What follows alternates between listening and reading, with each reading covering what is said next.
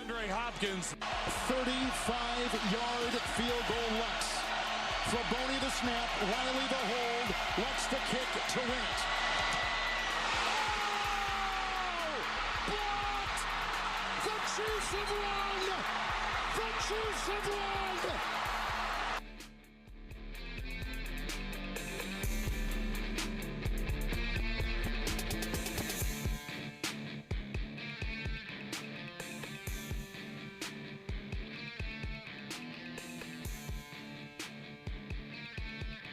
You know, I'm just letting that simmer a little bit. You know what I mean? Just marinate a little bit. It's like a chili. Just let it sit all day. You walk inside and you just got the smell of victory, right? You just got the smell of disaster, of grief and anger and sadness in the west side of the Broncos territory, Broncos country. 913-3-810-810. It is the day after a Chiefs game. We got the first couple of hours open. We'll take your phone calls, 913-3-810-810. Text line 913-912-4810 to be a part of the show today. It is a Victory Monday in one of the most improbable ways. It's a Victory Monday that I didn't really think there was much of a chance of it being a Victory Monday. I thought the Chiefs needed a miracle, and let's just simply missing the kick. I did not expect that miracle would come in the way of John Cena, Leonidas, as the Chiefs call him. I did not expect it to be a blocked field goal, but that is the case, and this is probably, I would say, the most fortunate I think I've felt after a Chiefs game since Dwayne Rudd and the Cleveland Browns and the Kansas City Chiefs, when the game was over, except for him throwing his helmet, taking it off while John Tate was rumbling down the field with the ball in his hands because he picked up the fumble and then just ran out of bounds on his own, which I was very upset about. Luckily, he didn't throw it back and it wasn't recovered for a fumble or anything like that. But still, this is the most fortunate I have felt after a Chiefs game where I don't really know how to feel. This is the exact and true definition. We have said so many times about, well, you never apologize for a win in the NFL. Well, you never apologize for a win in the NFL. And there were plenty of things along the way where you go, yeah, but the Chiefs won that game. I mean, yeah, it was closer than we thought, but they won that game. Like, oh, you don't apologize for a win in the NFL because, you know, Isaiah Likely's toe was out. Okay, fine, but they were up 2 scores in the fourth quarter. Well, you never apologize for a win and, you know, Harrison Butker gets the field goal as time expired. Okay, that's fine, but the defense got back-to-back stops and got the ball back into the Chiefs' hands. Well, you never apologize for a win when you win by 5 and you get 2 stops down in the inside the 20-yard line. Yeah, but the Chiefs adjusted on the 4th down run to Bijan Robinson based on the touchdown run that happened earlier. The Nick Bolton said he read it wrong. They ran the same play and he read it correctly that time. Well, this is probably the exact definition of you don't apologize for a win.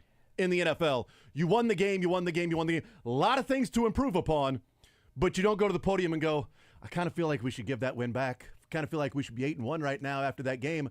No, you don't apologize, but that was very 2014-15 Royals grimy devil magic-esque in coming away with that victory. Well, the Chiefs also made plays. Karl Loftus and Leo Chenal and Mike Dana and Mike Pennell, they all made plays to force, I guess, that block kick. So you have to tip your cap to the Chiefs in that one, too. There were not zeros on the clock. There was time left, and the Chiefs made a play. That almost feels, though, like a team of destiny. The Chiefs moved to 9-0, and you have all these small margins of victory, and this one was the smallest. But when you look back on teams who have historical seasons, I'm not even saying undefeated, I'm just saying like three-peat or something. You just, in that regard, historical seasons. There are things along the way that you look back on and go, well, if this would have happened this way, or if that would have happened this way. This is one of those games that you look back on in a historical season and say, wow. And by the way, the Chiefs, if they're a cat, they've used 4 of their 9 lives. They've used 4. Maybe 5? I mean, you might be right. I haven't even thought about Ravens it. toe last week. Well, the Bengals. The Bengals. Because Jamar Chase taking him out of field goal range with his dumbass antics. His Damassery. So there's 2. What I think I would still think they could go and win the game, but it was pass interference on Brian Cook in the end zone against the Falcons, against Kyle Pitts. That should have been called. Yeah, but I'm not counting that one. Yeah, there was still 5 minutes to go. But again, I mean, we can skip over that one. That's perfectly fine. No, it's not one where I feel like. Okay, yesterday that would be 4 in the Buccaneers game. So if we count the Falcons, Bucks, Broncos, Ravens, Bengals. If we count the Falcons, then it's 4.5. So they have 4.5 lives left. 4.5 lives. They're only halfway there. Come on, Yep. They're halfway through the season and they've got half their lives left. Come on, man. Or they can just do Contra and get 99 lives. 99 lives and a loss ain't one. Hit me.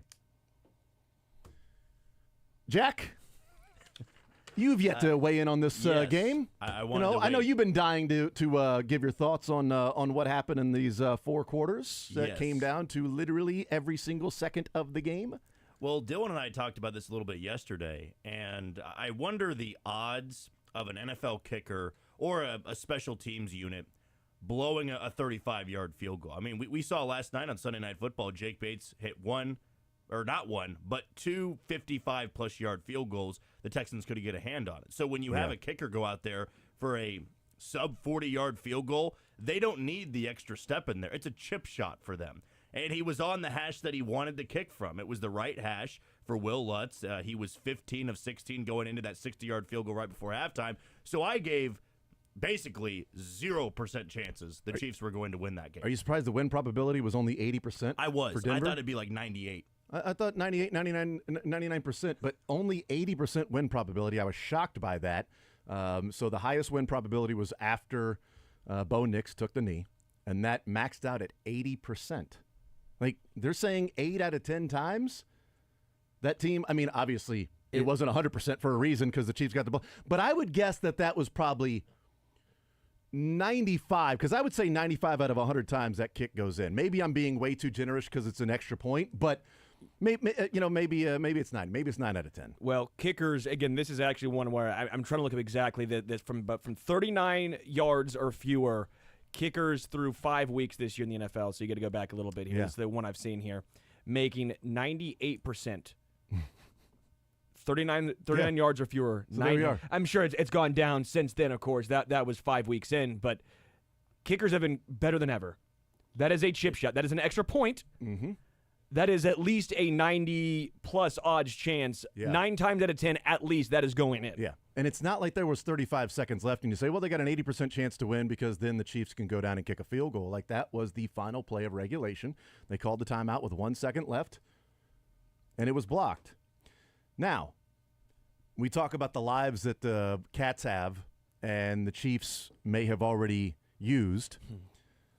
I don't think they have exhausted all of their lives, but we'll see. They are going to need more than some fortune in their favor this weekend against the Bills. But I tweeted this out right before the show because I was going back and looking at it, and it came from Sterling. You talked to Mike Pinnell in the locker room, and he said Leo said he was going to do this. Can we play Leo Chanel clip here at the podium? This was him specifically weighing in, not giving away, the trade secrets here. That's proprietary information. But here's Leo Chanel when asked about, what went into that blocked field goal. Obviously, there are a number of players that, were on that defensive line. I believe Mike Dana got credited with it, and Cochran got credited with it at one point, and Karlaftis got credited with it at one point. I'm not sure when they eventually went back and changed everything, but here's Leo Chanel, him weighing in at the podium yesterday on the blocked field goal. I don't want to point out anything specific, but each week as the game goes on, it's more of like a feel thing. Are they kind of blocking high? Or are they giving help to, our best get off guy, Jay Reed? A lot of times they'll go out there and leave openings down the middle, so it's kind of like a feel thing.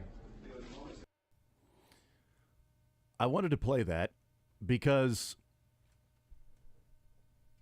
looking at the kicks that the Broncos had, because I'm like, all right, did they just overload Forsyth on the left side and just sent 3 people after him? Like, Cochran on his left shoulder, Karlaftis on his right shoulder, Chanel right through him, and hey, way to go, Dave Tobe.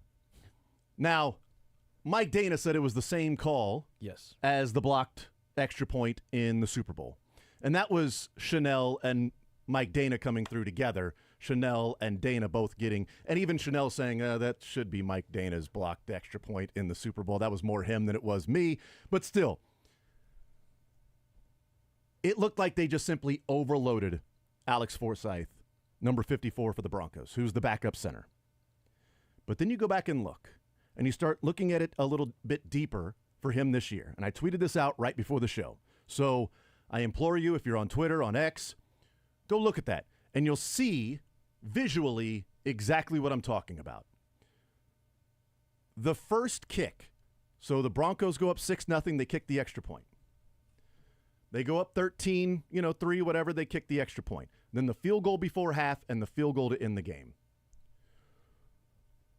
3 of those 4 kicks, Forsythe ended up on his ass.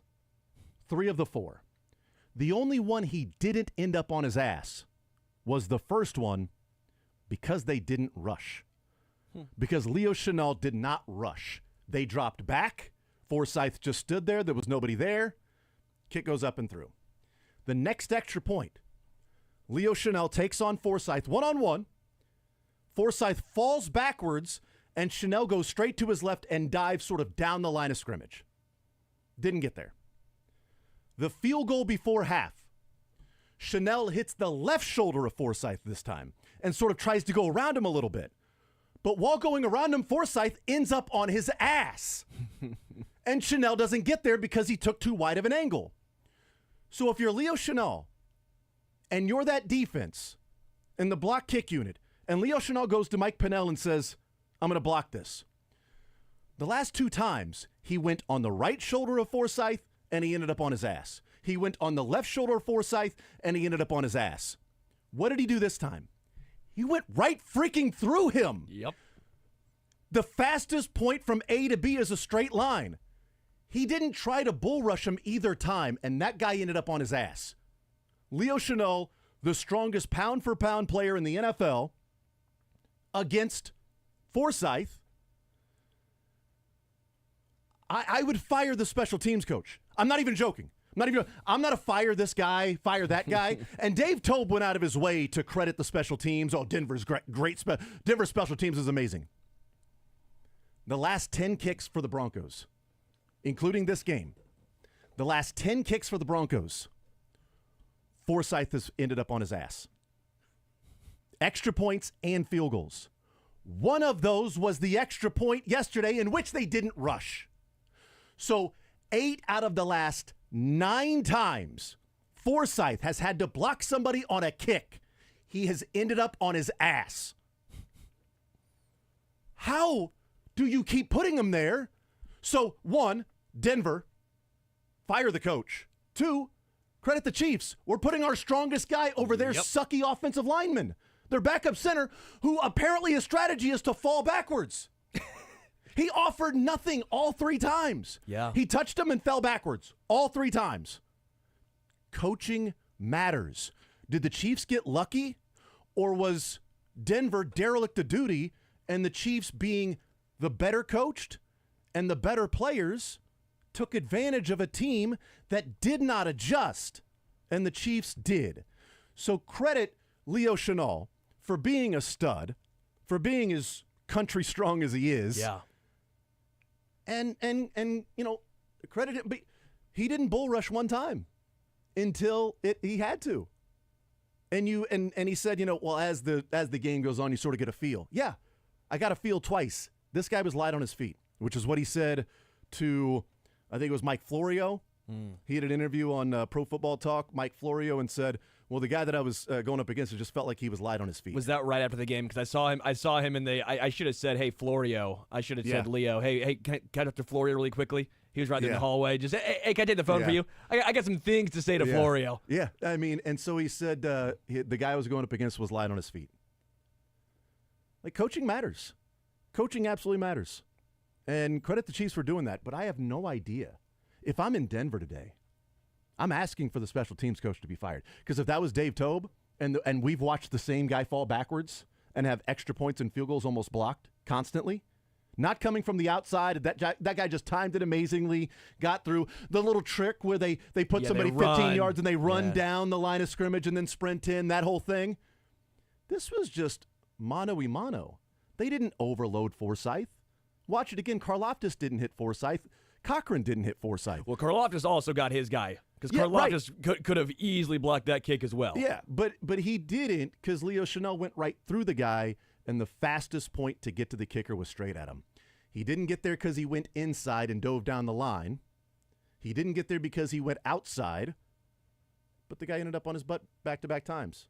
I guarantee you, whenever they were going to kick their next field goal or extra point, Leo Chanel was going to go right through him.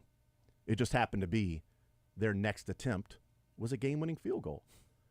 The more I look at it, the less surprised I am that the Chiefs were able to do that, that Leo Chanel was able to do that. That's coaching malpractice by the Denver Broncos. And also it sort of saved Dave Tobe in the special teams yesterday because Iola had his worst game as a punter. Yeah. And or Rayola, whatever. He's been so good that don't even remember his name. It's not Tommy Townsend. Rayola, Ariza. Go ahead and mark that for Friday. I thought you were talking about like the Nebraska quarterback. I know. I was actually for a second. I was so befuddled. I was actually for a second. But Ariza's been so good this year that, it's like he's just simply done it. He's like a tackle or a guard that you don't really ever talk about, or an official that never comes up, except for in the second quarter when you get a illegal contact penalty. That was the whole reason why the Chiefs won the game, was because of a call in the second quarter, which is odd because I was told calls in the first half don't matter. But whatever. Goalposts are moving just like Ole Miss. But he kept punting in the end zone. And the decision by Dave Tobe to kick it short after the Chiefs field goal instead of just putting it through the end zone. What? I mean, Harrison Butker needs to execute, but Dave Tobe can't help himself. He can't help himself. It happened with Tampa Bay on Monday night coming out of half. They kicked it short. Let's kick it short. They ended up at the 50-yard line. The last two times the Chiefs have not kicked it through the end zone, the team has ended up at the 40 and the 49. Just simply kick it through the end zone. So Leo Chanel, and credit Dave Tobe in all the adjustments that were made in that game. But I question how much that came down to luck and how much that came down to coaching and execution and players making adjustments and other players, apparently their strategy is just to fall backwards on an extra point or a field goal block. I think, too, with the Butker play, when we talked to Matt Derrick last night, I think he had said that Butker had taken blame for it, that the call was to kick it out of the back of the end zone. He missed it. And I thought to myself, that sounds like somebody falling on their sword for the coach, because have we ever seen Harrison Butker mishit a kickoff? Well, that bad. That would be badly, yeah. I mean, that would That's pretty rough. That'd be like That's a high school mistake. A professional golfer legitimately shanking a ball. Yeah. Like not immediately. not their version of a shank, but like a legit like our version of that's a hosel rocket. That's what it'd be like for Harrison Butker in that situation.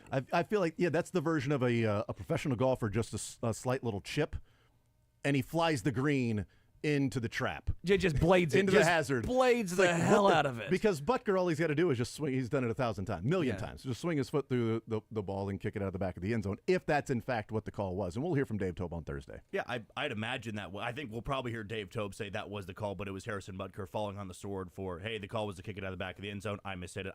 I'm just not going to buy it too much. But also the crazier thing about the block is that with it being a 35-yard field goal, you have such little time to get there, right? And talking about a 55-plus yard field goal, or Jake Bates last night in Detroit, you got a little extra time to get back there. For the play in the Chiefs game, it had to be so instantaneous. It had to be so quick. That was the only way they could have blocked it, was getting in the backfield that quickly. If they were a half a second too slow, or they didn't, bowl over two guys, I mean, they were all there. Yeah. As Sterling brought up, there were 3 or 4 guys that could have been credited with the block. Like, that was the only way it would have happened, because this sounds probably stupid to say, but if they don't block it, that goes in. I mean, there was no miss, in my opinion, from Will Lutz. They had to get there and had to block it just like that. And he said it felt good off his foot. I don't know. I also think maybe it sort of looked low, too. Like, it's like an extra point. Like, the flop shot, since we're talking golf. Just sky that thing. Yeah. Pitching wedge, Get that thing so high in the air that, Shaq on stilts on a ladder couldn't get there. Just straight up in the air. It looked like it was more of a line drive, like it was, like he was trying to kick it from 55 or 60. But whatever it was, the Chiefs found a way to win. And whether they walk out of there feeling fortunate or just another data point and another piece of we will find a way to win if we're on the field and there are seconds to go on the clock, and more of the added evidence to go along with what is already there, to go along with their general belief in themselves, then hey, that's great. They got to get ready for Buffalo now. It's a huge matchup coming up on Sunday. But I've never, it's been a long time since I've felt coming out of a game that fortunate to be talking about a Chiefs win. Sure. When it felt like so many things they did along the way allowed and kept Denver in the game, and credit Denver for the plays that they made along the way as well, to somehow walk away with a blocked field goal of 35 yards. And this was now the 7th time since 1994 that a field goal with less than 5 seconds and a team down 1 or 2, that it has been blocked. And what's interesting about those blocks, 2011, the Lions blocked the Raiders' attempt of 65 yards. 2022, the Saints blocked the Falcons' 63-yarder. 2014, the Falcons blocked the Panthers' 63-yarder. 2014, the Pats blocked the Jets' 58-yarder. 2003, the Panthers blocked the Jags' 55-yarder. 2007, the Raiders blocked the Browns' 40-yarder. And yesterday, a 35-yarder. Since 1994, there have been 2 instances where a team was down 1 or 2 points with 5 seconds or less on the clock, and a 40-yard and a less than 50-yard field goal. The only one with the 3 in front of it. That has been blocked. Raiders blocking the Browns in 07 Yeah. and the Chiefs yesterday. That's how improbable it was. I still think 80% is a little too low on the win probability, but an incredibly probable win for the Chiefs. The past 9 games that they have trailed by 7 points, they're 9-0. And this team has also entered the playoffs, or entered the halftime. The last 9 times they've trailed at halftime, they have also won. They find ways to get it done. They find ways to win. We'll take a timeout. We'll come back. Your phone calls, 913-381-0810. Continue talking about this Chiefs win. I want to get into some of the things that clearly need to be cleaned up. 40.8 pressure rate for the Broncos against the Chiefs. 40.8 pressure rate. Broncos against the Chiefs. The last time it was that high was last year against the Broncos. There is an issue that they have when they go up against this Broncos defense. It's pretty legit. We know that. And you know what? If they're going to be undefeated, we can talk about that as the weeks go on if they get past Sunday. But Week 18 might be pretty damn difficult because you might be going up against a team that's trying to make the playoffs that defensively seems to have your number. We'll talk about that. We'll talk about the run game. We'll talk about Patrick Mahomes. We'll get into the defense, defensive performance. How do we really put into perspective what the defense did yesterday? Because if you have an opinion on the defense, good, bad, or indifferent, you have a great case for what you saw yesterday from the defense. We'll take a timeout. We'll come back. More Zone next.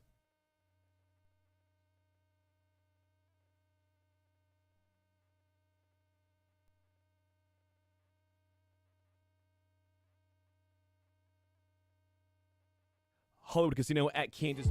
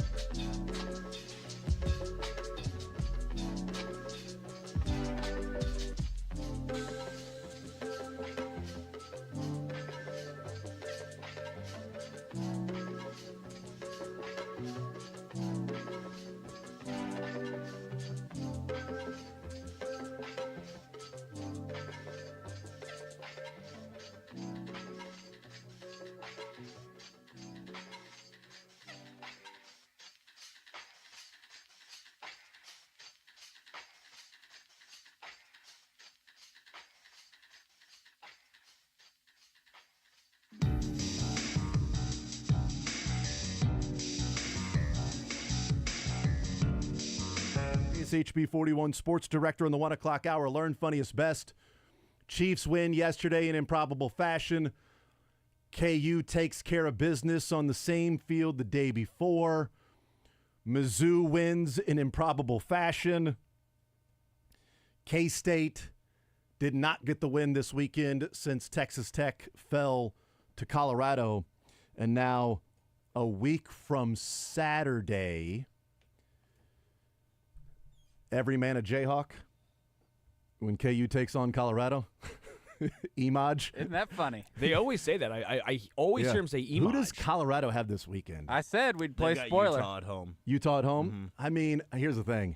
Oh, Utah. Utah coming off that loss where the AD then gets a hefty fine for blaming the officials for giving up a 90-yard drive there at the end. As if, by the way, the Big 12 doesn't automatically get a team in the playoffs. To act like, well, the only reason this happened is because, you know, the playoffs and money and, you know, they're screwing us over and we're new to the conference. Like, you've been here 5 minutes. BYU's been here 6.5 minutes. You know, I mean, come on. Like, it was absurd. And he was rightfully heftily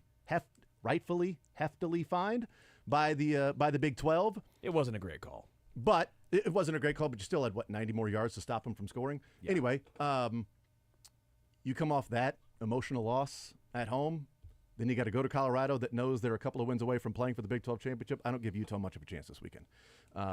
Maybe they cover I don't even know what the spread is, 10. but 10, maybe they cover it. I wouldn't guess because Colorado, after falling behind 13-0 to Texas Tech, just went nuts on Texas Tech.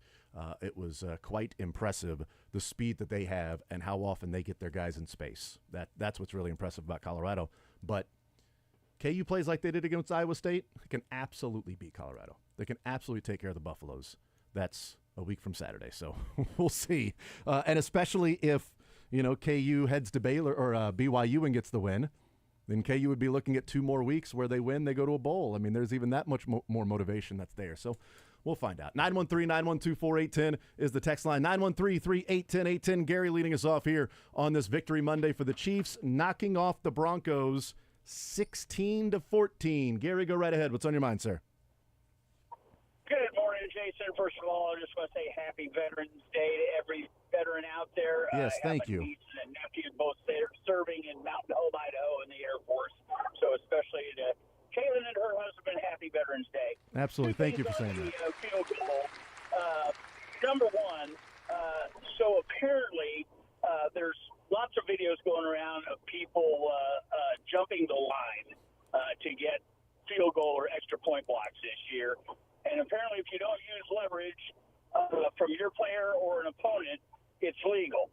And so the reaction to that around the league is to raise up, for the lineman to raise up at the snap to prevent the hurdle, which is what that guy did.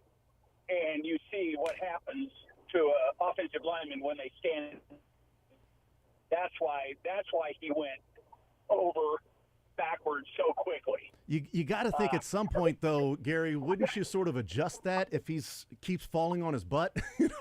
8 out of the last 10 times it's been a kick protection. He stood up too much. Yeah, he's a little too exaggerated with his standing up and falling backwards. Like it's very odd. To quote Monty Python, the number one rule of not being seen is don't stand up. That's exactly right. And then as Chanel was walking away, it's merely a flesh wound. Go ahead. The other thing is that luckily we don't have combined football wrestling scoring, or the Broncos would have been awarded 2 points for the devastating one-arm takedown by the offensive lineman on the extreme left edge of the line. Because he took Reed down like a sack of potatoes.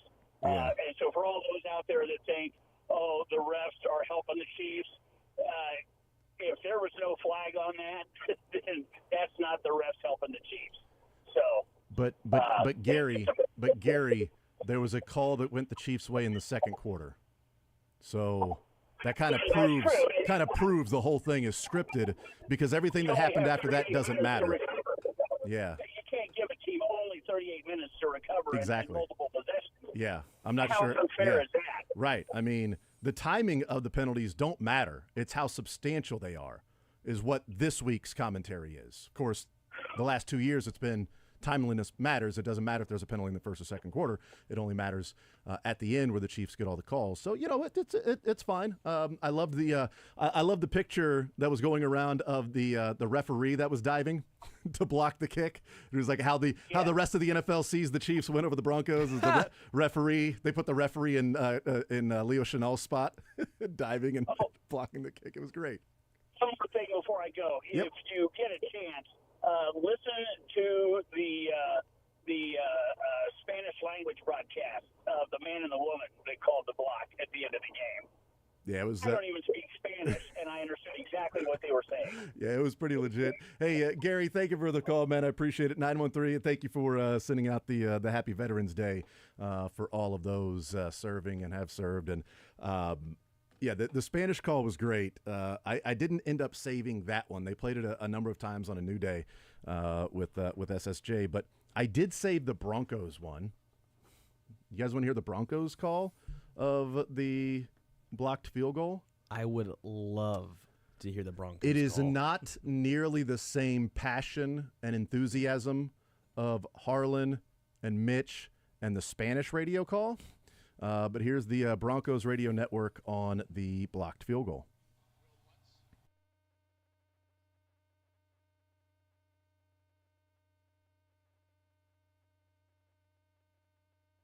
Snap, placement, kick on the way. It is blocked.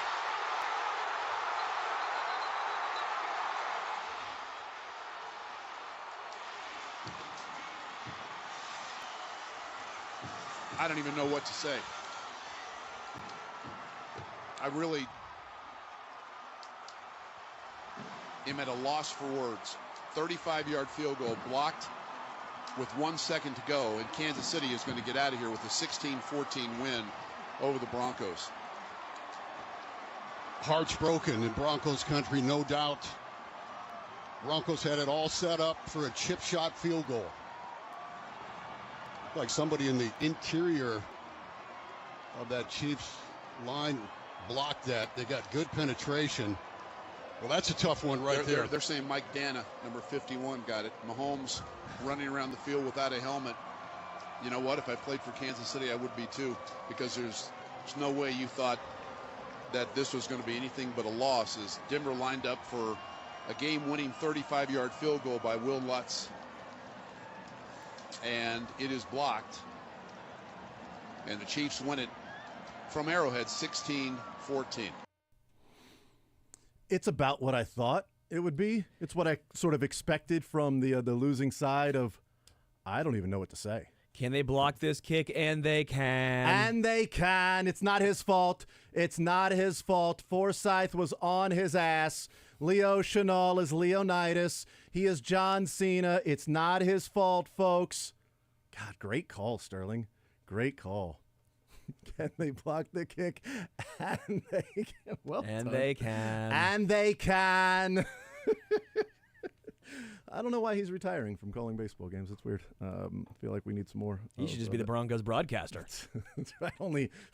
That was a phenomenal play that happened in a playoff game that was, oh, son of a gun. He grounded into a double play. To hell with the Royals getting a double play from him. This is all about Giancarlo Stanton and his injuries. And then, of course, Giancarlo went nuclear, so to hell with him. Whatever. But great call there. But Leo Chenal getting the block and being the hero of the day for the Kansas City Chiefs. And yes, that's exactly what I expected it to sound like was the Broncos broadcast being as disappointed and heartbroken as that. What's the takeaway then that we have from this game outside of the blocked field goal? I mean, I'm not going to play the whole, like, what if the ball goes through the Chiefs are the exact same team today that they would be waking up if Forsythe knew how to stand on his feet. Sure. As he didn't. And Chenal got the block. They're the same team with the same flaws, with the same 59 minutes and 59 seconds of football. They're the exact same. Ball goes through, it doesn't go through. They're 9-0 instead of 8-1. How do we feel about this team as they get set for the biggest game of the season in the AFC and a chance to either wrap up the 1 seed or be 1 game away from not getting the bye in the playoffs? If Wanya Morris gets injured, this left tackle situation is an utter disaster. Kingsley Suamataia, I'm not saying his career is over. He's a rookie. But he is not ready to play in the NFL right now, and that much is clear. There was an Olay. He looks like he's in his dome. There is a lot of issues if Kingsley is your starting left tackle. Wanya Morris was able to go back in the game, and that was huge because that at least shored up that left side. An injured Wanya is miles better at this point than Kingsley Suamataia. He was. Going back in, there's a reason why, they went to him and said, we need you. Because they did. They absolutely needed him to go back in that final drive. Xavier Worthy is struggling, but he also had a chance for a touchdown, and that is on Patrick Mahomes. Yeah. If you're going to blame that one where he did not get his feet down the week prior, that is on Worthy. This one was on Patrick. He threw the ball out of bounds like he was Drew Pine. And he even said that was my fault. He even said, I missed him and I missed Travis Kelce. I missed them both. Patrick missed Travis. Yeah. Again, if your best player is the guy making mistakes, you can kind of live with it because you think over the course of a season, it's not going to continue. And then defensively, I think the Chiefs have been outstanding in this game in particular. They were awesome outside of a shocking development of Trent McDuffie getting cooked by Cortland I Sutton. want to talk about that here in a little bit too, but Jack? Yeah, I think Sterling hit the nail on the head when it comes to left tackle position. I mean, you really do need to factor in now what's your doomsday scenario if Wanya Morris does get hurt. I mean, we can't act like it can't happen anymore. He got hurt in training camp. He got hurt yesterday. Fortunately, he was good enough to go back in the game and play well enough on the left side. I think you need to start contemplating your doomsday scenario of if he goes down, I don't think you go back to Kingsley Suamataia. I would much rather, and this is unfortunate because you're downgrading at 2 positions, but do you move Joe Tooney to left tackle if Wanya Morris gets hurt and you bring in somebody else to play left guard, or do you bring in Donovan Smith as a, hey, if there's an injury, you got to be ready to go. Let's get you ready in practice for the off chance that somebody gets injured, because at this point, I don't think it's physical. I think it is completely mental at this point, because we've seen Kingsley Suamataia look the part, look strong, look like a prize prospect, but there were 2 separate times yesterday where he didn't even get a hand on somebody. Just whiffed. And that can't happen for a team that's going for a three-peat. Not that's 9-0. And it's the unfortunate part about being a rookie in this organization is if you were on a team that's 3-7, hey, there's some growing pains, we'll get you through it. You need to play every single week. When you're playing for an undefeated team that's going for a three-peat, you have to eventually get rid of those growing pains. And with Xavier Worthy, his struggles are magnified because they're undefeated. Kingsley Suamataia can't hide from that because he's playing left tackle. So to me, I think you got to bring in somebody, or you have to prepare for Tooney moving over to left tackle, because I'm not sure you can go back to Suamataia if an injury happens long term. I want to weigh in a little bit more on that here in a little bit. I was just Dylan. going to say, to Sterling's point, I went back and inspected that field goal call a little closer, and I did actually hear this. Kick on the way. It is blocked. Yes, they can, and it's just the point. So Sterling was right. Yeah, You know, that's very same town. I didn't hear that the first time. Neither did I. That's So, crazy. I did not hear that the first time. So well done. Way to, wow, you got some great ears, Sterling. Got some great ears. Yes, they can. All right, we'll take a timeout. We'll come back. I do want to talk about to Donovan Smith or not to call Donovan Smith. We'll get into that. What the defense is. Like Sterling talked about how good the defense was in that game. I think there's some highs and lows. There's some things to take away. Certainly some positives from that. What did this Chiefs team do moving forward? 913-381-0810. Taking your phone calls up to noon. Also get into some of the texts that are coming in. 913-912-4810. More Zone right after this.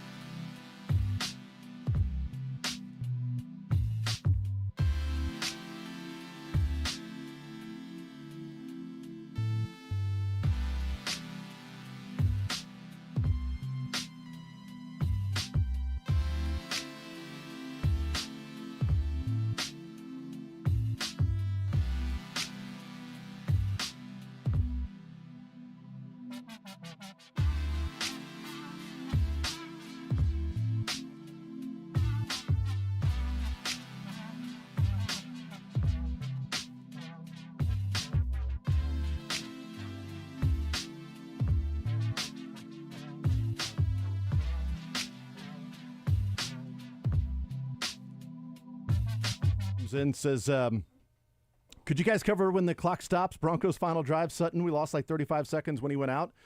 Yeah, that was like 3.5 minutes to go. It was a 2nd down and 6. It was a Cortland Sutton 5-yard gain to the top of the screen. So if you're watching, it was at the top of the screen.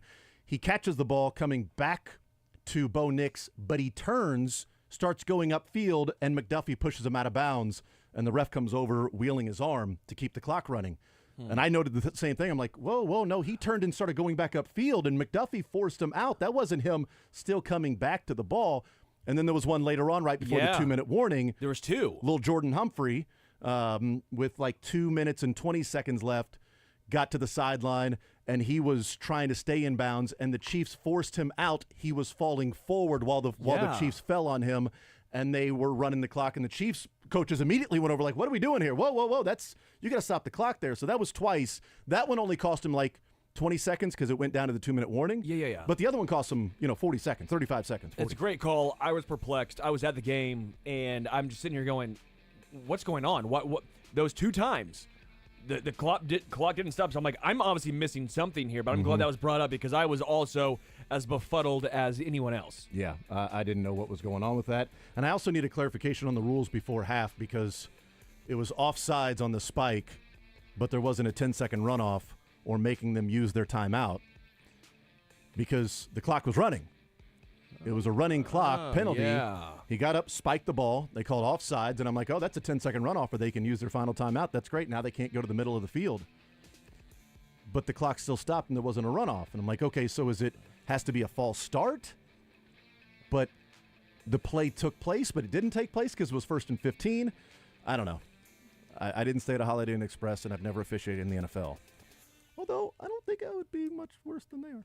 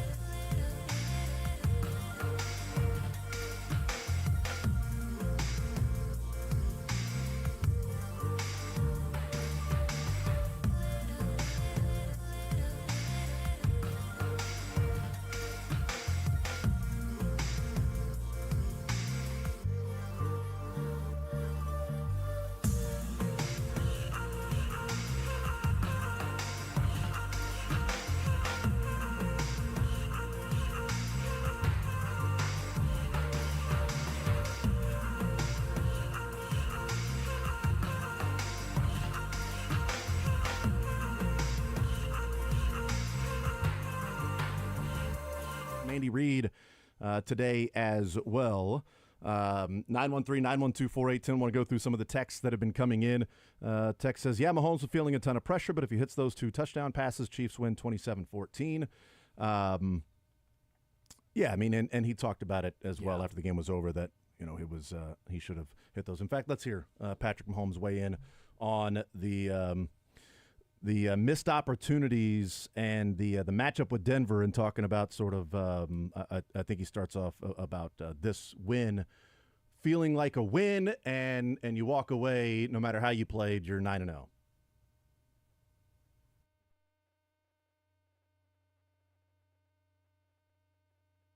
Is good in this league. Obviously, there's stuff to learn from. Thought we did good things in good spots. I missed if I make the touchdown throw to Trav and I make the touchdown throw to Worthy, we're probably in a different situation. So just got to execute in the red zone when you're playing a good defense. And if you make those 2 throws, we're not relying on the block by Leo. This game was similar on offense to against the Broncos last year. So what is it about the matchup against them? Yeah, they play extremely hard. They're well coached. They do a good job of mixing coverages, and then they make you execute throughout the entire field. Like I just said, we had chances. You had that. You had the one down the sideline, the Worthy that I throw out of bounds. There's chances, but if you don't hit them, the drives stall out because they continue to play hard. And so you got to execute and execute on those chances in order to beat a good football team. And we didn't do that today, and we got lucky and found a way to get the win in the end, anyways. Yeah, the shot to Xavier Worthy, touchdown. They end up punting. The touchdown to Travis Kelce, it's a field goal. It's 11 points that's on the board. And, maybe they win 27-14. Maybe they win, 27-21 and the field goal, and they got to get an onside kick recovery, whatever it might be. They had opportunities to put more points on the board, and that's what we've talked about with this offense. When they are good in the red zone and hitting on those opportunities, they can put, 27, 28, 30 points on the board. When they're not, it's going to be sort of a slog. It's going to look like they're, playing in sand a little bit. And that was part of the feel yesterday, especially the running game. It was not effective, and the Broncos are really good, so you give them credit.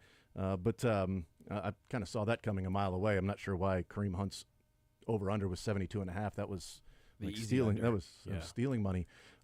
Tex says, I live in donkey country. My boss is quite mad this morning. It was absolutely great. The radios were so mad yesterday, too. It's one of the if that field goal goes through, your life's pretty miserable today. You get a block, and now you're on cloud 9. You can't, like Mick's dad said in the what he was sending to us, that he cannot wait for sad fans. I cannot wait for sad fans either. I will say there's some doozies. There were some doozies.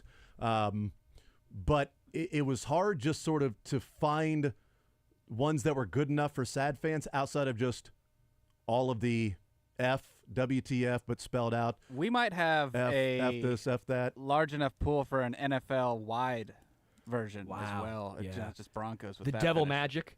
I think so. Here's the thing, though.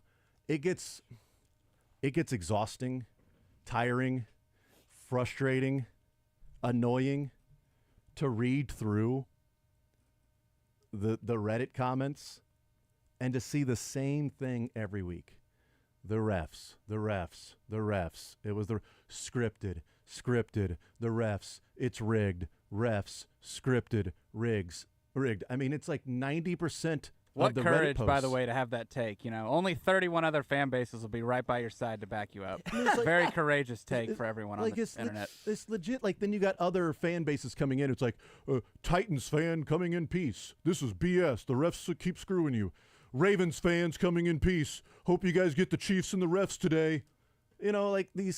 And what's also funny is every single week, this is what's great about it, is this whole script and narrative and Chiefs never get any blah, blah, blah. Every single week, there are a number of Reddit posts from the opposing fans of, oh my God, the Chiefs got a penalty against them. I didn't think that was possible. Then the replies, yeah, it only happens once every 5 or 6 weeks. Well, of course it's us, so they're going to do that. They don't really care. Blah, blah, blah. Every single week, you get the same post like, oh, the Chiefs are actually getting a penalty called against them. That never happens. Like, did you guys no, see? It does happen every single week. Go read the Reddit posts of the other people that are saying the same thing. You complete and total dumbasses. Take the tinfoil hat off and live in reality. Everyone was so close Friday morning. They were very, very close to reality and what it actually is. We were very close after Ravens-Bengals when everyone kind of was really close to realizing that it's just the refs, not the Chiefs. But then Sunday happened, and we just threw all that out the window. Because of a call in the second quarter before halftime, Chiefs down 14-3. I would have been perfectly fine if they picked up the illegal contact penalty. They didn't. I'd have been perfectly fine if they picked it up. But I also think when you're the back judge, you're not looking in the backfield to see like, all right, Benito's running free. He's about to hit Mahomes. This guy's hitting Justin Watson. Oh, I'm not. No, you're staring at the field, and that's where they can come together and talk and go, okay, when did this happen? All right, this, he was getting hit by Benito at that. He was already turning away and getting hit by, like, I don't know that we probably picked that up because that didn't have an impact on the play. He was already, like, if they'd came together and done that, but to act like the back judge was like, oh, wait, he got sacked. I'm going to throw a penalty here. Like, that's not how it works. Benjamin Albright, he's from Denver, a Broncos guy. He even tweeted out after the game when people were talking about the refs for some reason. This one, and he goes, and he was like, guys, the Chiefs are the 6th least benefactors of penalties in the NFL. Like, the Chiefs are not the benefactors. When Broncos media are coming out going, guys, what are we doing here? Well, yeah, the people that actually keep it real and understand, like, what's going on. Text says, I read a stat yesterday about last-second winning or tying field goals under 35 yards. Since 2000, there have been 108 such attempts. The first 107 field goals were good. The Chiefs blocked the 108th.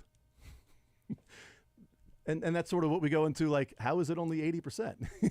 Like 107 of 107 of that close. That's insane, by the way. That is absolutely. You are right. Well, that has to be regular season, right? Because the blocked. Since since when? That was since let me see where was it. Greg Joseph for the Vikings in the playoffs who shanked like Blair Walsh. That was Blair Walsh. Blair Walsh, and I think 2000 since 2000. Yep. So that would include that. That must have been regular season only or something, right? Because I can think a couple in the playoffs where there were some shanks. The Blair Walsh one, I think, is the worst I've ever witnessed. What was the double doink? What that had to be close to 30. Cody Parkey. Cody Parkey. 44, 45, I think. Was that long ago? So then probably Blair Walsh is at least the one that comes to mind. Text says the NFL script writers have really jumped the shark this year. Toe on the line to end the game, pass interference to keep a drive alive, block 35-yard field goal to end the game. What's next? 100-yard field goals from kicking mules, water boys coming on and off the sideline to be game heroes. Yeah, I mean that's a great point. I don't know what the next part of the script is. It's actually Adam Sandler. It's actually the water boy. There's a lot of season left for this script to see what we have. I mean, how can you get to this point? Like they keep doubling down on the script. It's crazy. 913-912-4810. Text says, the more you mock it, the more it makes it true. Are they talking about the script or the narrative? Like, no, it doesn't. That's actually not how it works. Doesn't make it true just because you point out how false it is. Is that a Broncos fan living in KC? No, it's not. It says can't wait to see. The previous text was can't wait to see Bolton and Tranquil on the field at the same time. That was, earlier while Bolton was injured. The more you mock I don't know. the more it makes it true. Isn't it the highest form of flattery, though? You think about some of the greatest dynastic runs in sports, like with the Warriors. You're talking about the Patriots, the Cowboys. Probably more so when social media was prominent. I think it's the highest form of flattery when other fan bases can't point to anything else other than they're rigging the league for you or there's officials. I mean, seriously, if you are a Chiefs fan at this point and you're expecting another fan base to give you a pat on the back or to be like, that was such a fun game. I love the Chiefs blocked the field goal. You're just thinking incorrectly. There's not going to be a single win they have in the Patrick Mahomes era that other fan bases are going to be happy for. They've already passed that point. It's the same way that after the first couple Super Bowls for Tom Brady, people didn't want to root for him. I mean, what did we do in Kansas City when the Patriots kept winning? Deflategate, right? They're cheating. The refs are always in their pocket. Now it's happening for Kansas City. To me, I think it's the highest form of flattery is when other fan bases just say, well, it's rigged, and you won the game because of the officials. Yeah, 913-912-4810. I was going to get into this as well. I wanted to talk about it. Text says, Trent Green threw Mahomes under the bus on the live mic play. Trent didn't know what he was talking about. He did. That got taken out of context, and people ran with that one of Mahomes saying, hey, can you tell me when he's getting close? Will you tell me when he's getting close? And Trent and Kevin were like, oh, Mahomes joking with the official, asking him to tell him when the defender gets close to him. And people were like, I saw tweets of like the NFL investigation. This is ridiculous. Now you've got the officials that are, Mahomes is telling the officials to let him know when a defender's close. And it's no. And Mitchell Schwartz tweeted out yesterday, said, no, he's talking to the official about Jawan Taylor. That there's communication of when Jawan Taylor's getting close to being offsides or lined up illegal formation, there's communication. And so Mahomes, annoyed that it was called, and say, hey, can you just let me know if he's getting close? Let me know. And we'll, if he's getting close, that he's still on, but it's like, hey, he's teetering. All right, great. Then we can go and fix that. Just let me know. It seems like I know there's a lot of officiating that's sort of like pre-officiating to where, hey, this is going on. So it's the same thing as when an official or a wide receiver points up at the official, and the official's like, no, you're not. Back up. Back okay. up or this. Oh, you're helping him? Yeah, because that's typically what happens. It's like, So apparently there's conversations that take place between the officials and the players of like, hey, and Mahomes is saying, hey, let me know when he gets close, not let me know when the defender gets close, and then I'll know that I'm going to get hit by this guy or not. So but that's also the narrative that you hear what you want to hear because your mind is already thinking that the refs are on the Chiefs' side. Yeah. And Mahomes gets all the calls. That now you hear that, it's like, oh, well, of course, Mahomes is asking for that. Well, and he got drilled in that game multiple times. I honestly wouldn't be surprised. I wouldn't even be mad if he did, because he's like, dude, come on, I'm going to get taken out of the game. Kingsley is a sieve over here. It's a cone. Text says, Denver fans watching Forsyth on kicks is like us watching Kingsley trying to block a pass rush. Hey. Well, I guess a cone at least you could trip over. After hurdle. Yeah, you can. It's an obstacle. Benito, I'll give credit. Benito is really good. He's really fast, and even on a play where they had Hendershot over there to help, Benito went around both of them. But again, you're talking about a guy who was on the practice squad a couple of weeks ago, and a guy who hasn't been playing except when he got pulled in week 2 against the Bengals. Yes, but that is one of the main takeaways from yesterday's game. I think one of the main takeaways from yesterday's game is the fact that left tackle, the depth there is an issue because it is simply not anywhere near good enough if Wanya Morris goes down. No. It can't be Kingsley moving forward right now. It's got to be Kingsley just simply practicing the rest of the year, going into the offseason, improving, because if Kingsley's thrown in there, this offense seems like it's going to be in a world of hurt. I am worried because I think the physical traits they're there. There's a reason why he was drafted where he was drafted. There's a lot of positives with Kingsley. I just hope it's not so far gone mentally. Like I've said the same thing. I'm not trying to compare this, but like Sky Moore, I think Sky Moore does have a lot of physical traits that are good. I think a lot of it was mental. Mm-hmm. I don't know if Kingsley's starting the first game and a half or whatever it was, how much of a detriment was that to him if he just clearly was not ready. If expectations were too high. I don't know what it is, but again, when I was out there and he had the play where I think it was Benito went right around him and he did not touch him. Yeah. And then the following play was a screen pass. And he looked good on it. No, I thought he looked lost. He didn't touch a single guy. Kingsley. Well, screen pass, you're kind of no. I get it, but there's 3 guys here, and he looked. There's 3 Broncos defenders. He didn't put a hand on a single one. That's an issue. That's a guy who, to me, looks like he's trying not to make a mistake. Mm-hmm. Was that the screen that picked up the first down? No, okay, it was the one that was didn't go anywhere. It didn't go anywhere. Okay, cool. Was that the one that were 4 guys out in front and nobody touched the one guy that made the tackle? Yeah, I think that's probably the one I think I'm thinking. But that's incredibly. It's almost like there were too many guys blocking because they looked at the other one to go and block that guy, and he ran right between them because I'm going to take the next. You take that guy, I'm going to take the next one. Yeah, you take that guy, I'm going to take the next one. And the guy, if there was one blocker out there, okay, great, I'm going to take this guy that's the most dangerous. That's going to get there. He ran right through everybody. It's like somebody blocking. Like there's got to be communication as to who's going to take that. But a number of there's a lot of texts coming in today about the left tackle spot. So instead of reading through them individually, it's a combination of Tooney moving to left tackle. Don't talk about Tooney moving to left tackle. Leave him alone. That's my camp, by the way. Call Donovan Smith. Figure something out after Wanya Morris. Kingsley can't play again this year. Yeah. Like there's just a lot of different texts coming in about that same topic, and I'm on the camp of call Donovan Smith. Not to say that Donovan Smith or Bakhtiari is going to come in and say, well, okay, good, now you're the starter. It's, hey, you're not doing anything right now. So we'll sign you. You can come in. And look, if you're awesome and you're better than Wanya Morris, then you'll play left tackle. But we're really signing you for depth because we cannot think about a three-peat with a $500 million quarterback and have somebody there that is just simply whiffing and not touching the guy and getting free rushes and unloading on Mahomes. Like, that cannot happen. So Donovan Smith, you are a depth piece. Bakhtiari, you are a depth piece. With the option, it's like rent a center with the option to buy. Where you're gonna rent the space as the backup. Yeah. But if you're awesome, hey, you've bought your way into being the starter ahead of Wanya Morris. But if somebody goes down, you're not thinking about Kingsley Suamataia. And I'm on board if it gets to the playoffs, and they don't have Donovan Smith, and they go into the playoffs with the current roster they have, and Wanya goes down.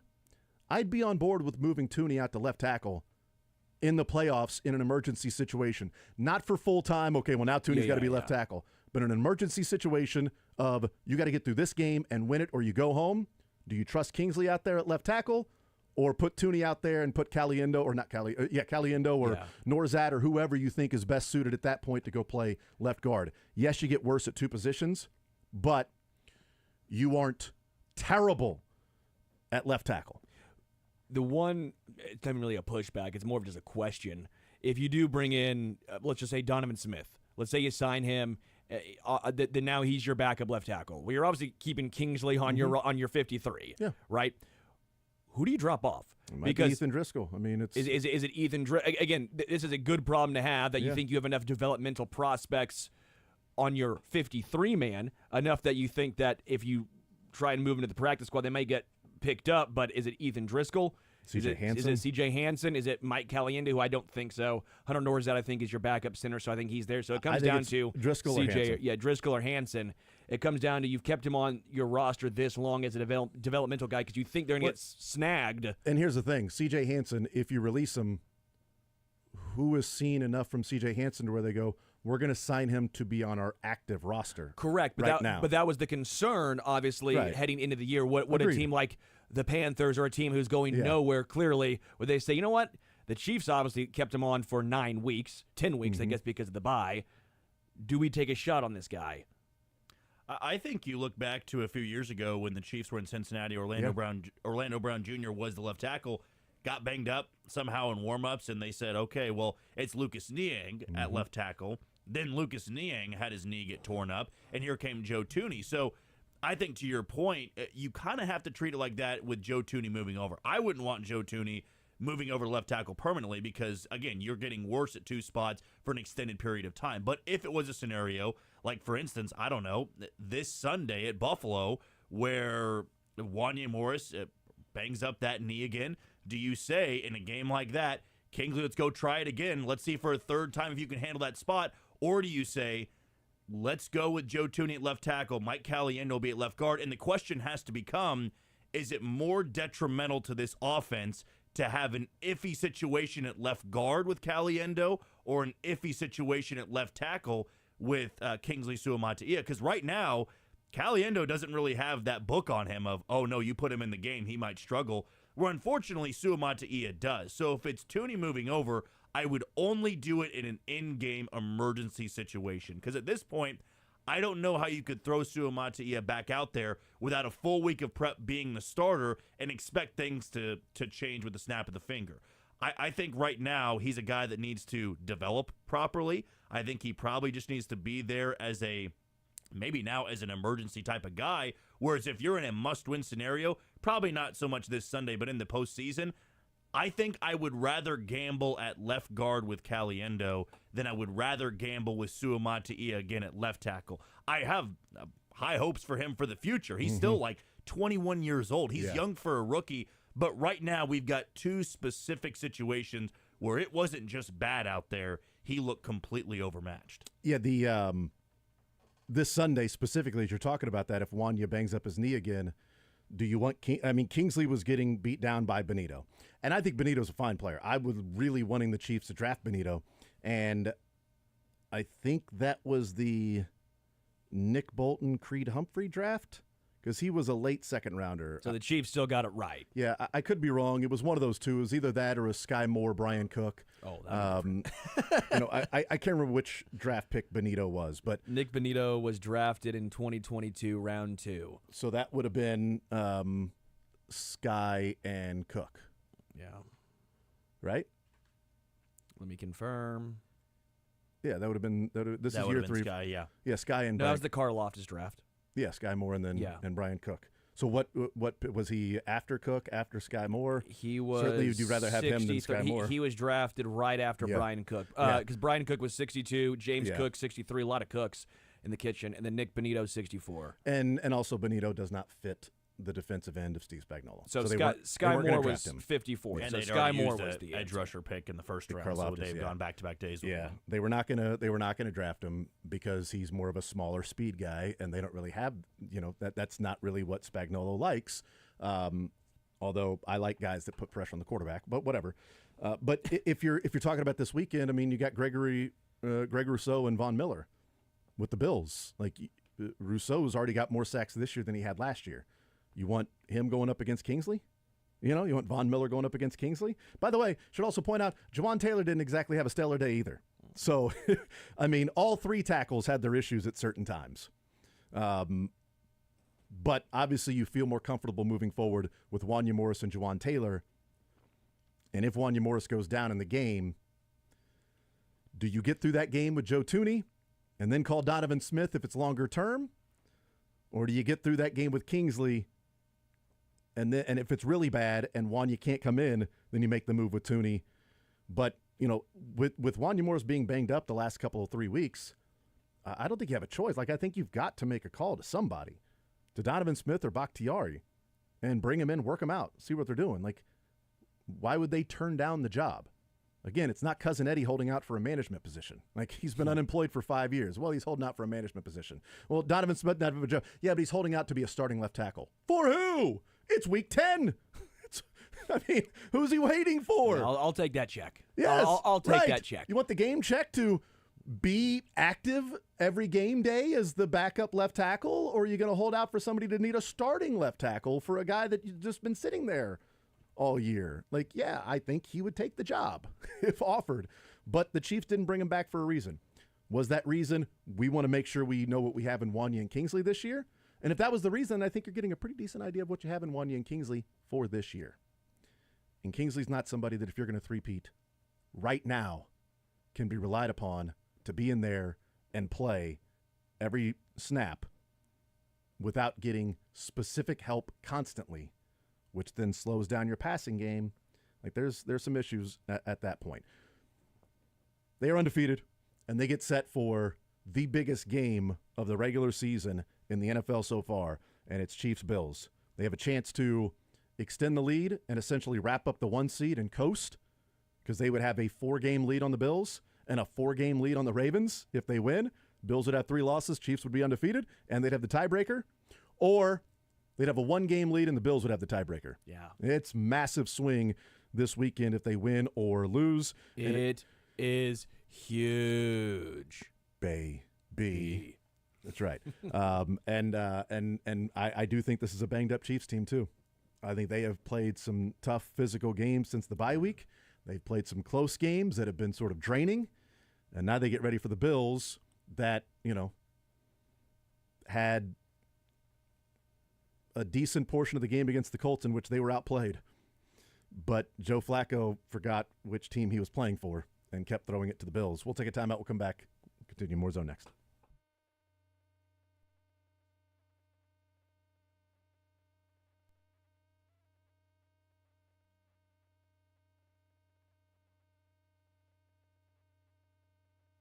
You know, man, if you're out there and you're dealing with the issue of erectile dysfunction, you know you want the right treatment for your specific medical situation. And also,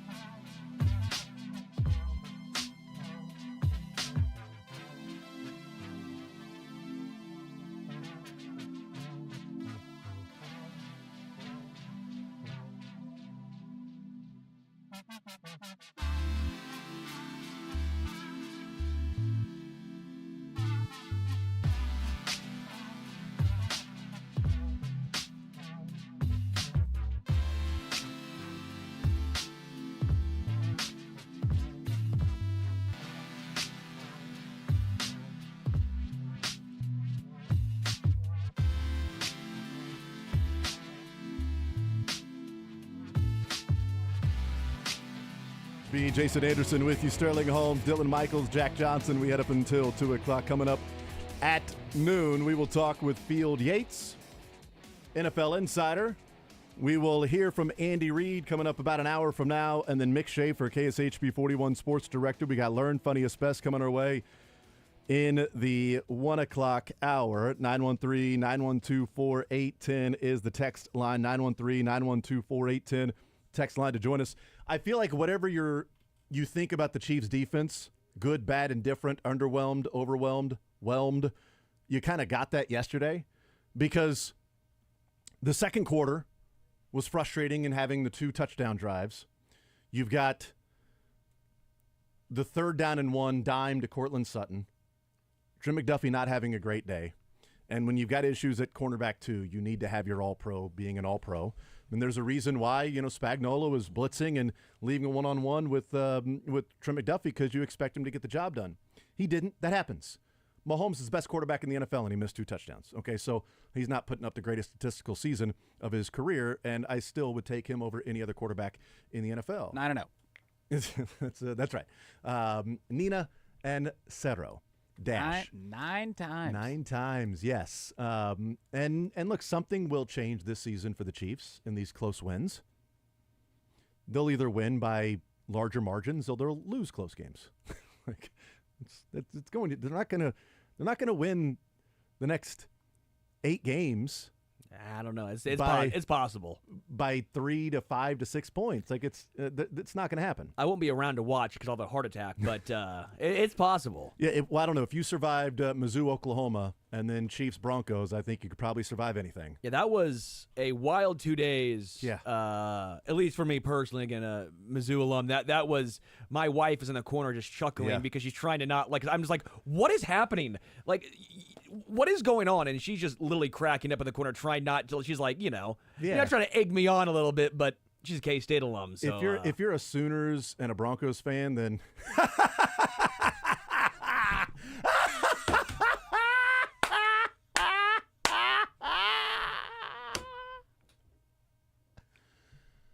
913-912-4810 is the text line to You're mean, join us. Jason. I feel for those people. Do you? I feel for I don't feel for Oklahoma fan except for Todd. I feel for Lebo. I like he was Todd. there. I like he was Todd. there. You know who I don't feel for? The tool bag reporter. That Missouri is blatantly pumping in crowd noise. I've never seen it so obvious. Yeah, sorry that Mizzou got up and kicked your ass. Sorry about Especially with the Never a doubt. The reply said, well, that's what happens when it's a high school stadium. Well, they don't have anybody show up anyway, so you got to pump in crowd noise. Like, here's the deal. It was a sellout. What are they? What are they smoking? Here's why I didn't want Oklahoma in the SEC. I was good being done with them. Here's the point. This is what this D-bag is trying to say. Okay. Think of it from the bigger picture, okay? It's one thing for him just to go, oh, they're pumping in crowd noise. This is so blatantly obvious. So his theory is that Mizzou has been in the SEC for 13 years, and they have been skirting the rules in a heavily finable offense in pumping in crowd noise the entire time, or his theory is that now that Oklahoma's here, Missouri's pumping in crowd noise because now they're facing Oklahoma. So they better pump in crowd noise because I know they played Alabama and Georgia and LSU and Florida at home, but now big bad Oklahoma's here. So now they're going to have to pump in crowd noise. That's what he's saying. One of those two things, or it's 3, he's just full of bleep, which I think it's 3. But either Missouri the entire time is just like, bleep you SEC, we're going to pump in crowd noise for 13 years, or he is so Oklahoma that he's saying, well, yeah, they haven't done it against other opponents, but now that Oklahoma's in the SEC, Missouri with 70,000 fans sold out is having to pump in crowd noise to distract us today. And the team that was 5-4, by the way, the team that was the 5-4 Oklahoma. Like, that's the thought process. He thinks one of those two things are true. I think he's a tool. I think that's the truest thing. I told him enjoy his ride home. Hopefully his speakers aren't too loud. Wouldn't want him to hurt his ears. So blatantly obvious the guy was Charmin soft. I've never seen it this blatant. Pumping in crowd noise. They've been getting away with it for 13 years, but today's the day that we've lost all of our protocols and ways to get around. And I would have got away with it, too, if it wasn't for you snooping Oklahoma reporters. Right? Exactly. You horrible. Yeah. You're a bad team. You're a bad team. Which also, I mean, come on now, Oklahoma. Come on, Oklahoma. I love you, Lebo. Like, you go to the SEC and you think you're still the same Oklahoma? Like, come on. I love you, Lebo. Grow up. That guy, though, can... That dude can kick. He can step on Legos. I hope that guy wakes up and steps on Legos. I hope a Razor scooter hits him in the shin. You know what I hope? I hope this guy left Columbia and decided, I'm so pissed. I'm not staying in my hotel room. I'm going to drive back to Norman. But on my way home, I've got a little bit of the, I need a snack. All right, I want a little treat on my drive home. I hope this guy is so excited and craving a little treat that he pulls into a McDonald's and he wants a McFlurry so bad and he orders one and they say, I'm sorry, sir, the ice cream machine is down. I hope he hears and feels that pain. That pain. I hope he goes to Booch's and realizes he doesn't have cash and they kick him out. Yeah. Woo! You deserve to feel that pain. Sorry, sir, the ice cream machine is down. No! 40.8% pressure rate. I hope he goes Denver. to billiards and all the pool tables are taken and he can't get on. Let's go. Poor guy. Bleep that guy. Poor fella. So anyway, the defense had all of the overwhelming, whelming, and underwhelming parts of yesterday's game. The second quarter that left a lot to be desired, but then at halftime, Bo Nix was 14 of 20 for 160 yards and 2 touchdowns in the first half. He was 8 of 10 for 55 yards in the second half. And by the way, 5 of 5 on the final drive for 31 yards. So from halftime until the final drive, Bo Nix was 3 of 5 for 24 yards.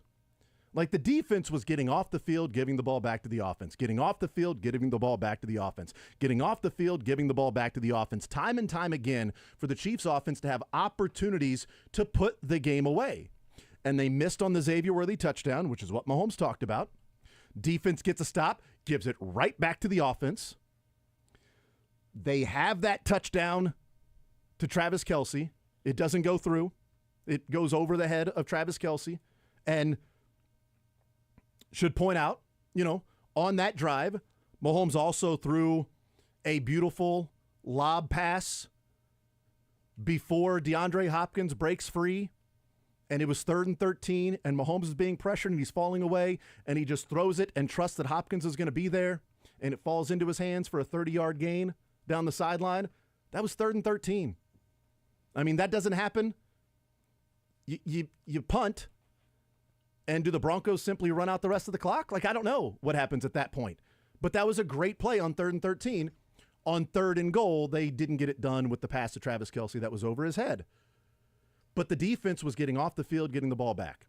First quarter, doing what they could. Those 2 drives in the second quarter, yeah, you'd like to see them a little bit better. I don't understand why Andy Reid accepted the penalty on 2nd down. It would have been 3rd down and 8. Instead, it was 2nd and 12. The Chiefs also didn't have to give up the 35-yarder to Troutman on 2nd down and 12. Correct. But I will take my chances with 3rd and 8 with Bo Nix than 2nd and 12 and having 2 chances there. And Andy Reid, I guess, let's move him out of field goal range. But, man, just get off the field at that point against the Broncos, and you give him 2 chances. It wasn't second guessing; it was first guessing. We were there watching the game. Me and my brother Never were like, "What? Hold on, he's accepting this 2nd and 12. It's 3rd and 8. What are we doing here?" Okay, talk about first and second guessing. We were all there. It was Steven, myself, and Bethany on that 4th down. They went for and scored the touchdown on. I hope you all said go for it. We right? all said go for it. Okay. So that was first guessing.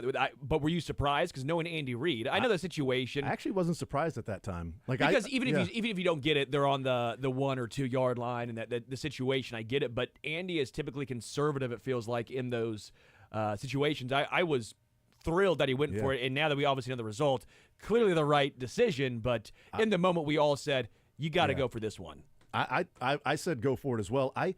for some reason, I wasn't surprised that Andy Reid decided to go for it at that time. I felt confident that the offense was going to stay out there and that they were going to pick it up. So it wasn't really a surprise either way for me, but I know a lot of people were like, wow, I can't believe he's going for it here. And I'm glad he did. Yeah, that was absolutely the right move in the first half because you can't drive all the way down there. You're down by 2 scores. A field goal to make it 14-6 doesn't feel that good. Even though you're getting the kickoff after halftime, I don't think I would have felt good at all at 14-6. And if you did fail to convert, Denver's still got to find a way to get out of the back of the end zone there. And I didn't hate that they kicked the field goal there in the fourth quarter when it was 14-13, just missed Travis Kelce. You got to take the points, even though Denver only needs a field goal to win that game, which came down to it. They had their perfect shot, but they couldn't get it done. So yesterday, with the 2 times they went for it, I thought it was completely understandable at that point, and also smart to take the points at the very end. Chiefs in the second half defensively, the 3 drives that Denver had before they went on their final drive that was, 11 plays and 40 yards, like whatever that was. They gave up 1 first down in that second half. 3 drives, 1 first down. And the Chiefs took the score from 14-10 to 16-14. So as much as I look at it and go, all right, it's back-to-back weeks. In 6 days, the Chiefs' defense has been on the field with a chance to end the game. And both times, they didn't come through. Overtime, the Chiefs won the coin toss, and the offense came through. Special teams came through yesterday. But it's been twice in 6 days that they've been on the field with a chance to win the game, and they didn't get it done. What's unfortunate about that is yesterday, they gave the offense chance after chance after chance to put the game away. And so we remember the final drive where you couldn't get off the field and couldn't get a third down stop, and forgetting the 3-and-out, the 1 first down, then punt, the 3-and-out, and the Chiefs taking those opportunities and having a punt, a field goal, and a field goal. Yeah. That's what they did with their possessions. They did get a stop against the Ravens in week 1 by a toenail, But, I mean, it's been a few games where the defense has been really good throughout, but at the end, that offense has been able to drive. And my theory on that is when you're in those hurry-ups, more times than not, you just need an individual. It's hard to scheme up pressure. With the Spagnuolo, we're going to do this, we're going to blitz, we're going to do this. You need individuals to win their matchups. Yeah. And the Chiefs don't get enough pressure without scheming the pressure. And so when a team is like, we're driving to tie the game or win the game, and Spags can't go, all right, we're running this blitz. Okay, we're running this blitz. Okay, we're running this blitz. You line up with your down lineman and you win. Or you don't. And the Chiefs, unfortunately, more times than not, don't. And when they've got an issue at the second cornerback spot and they're not pressuring without blitzing, I think you're susceptible to late drives when a team is obvious passing, 4-down territory, and, not allowing you to get into some of your sets and some of your schemes to counter what the offense is doing. We'll take a timeout. We'll come back, continue rolling more zone next.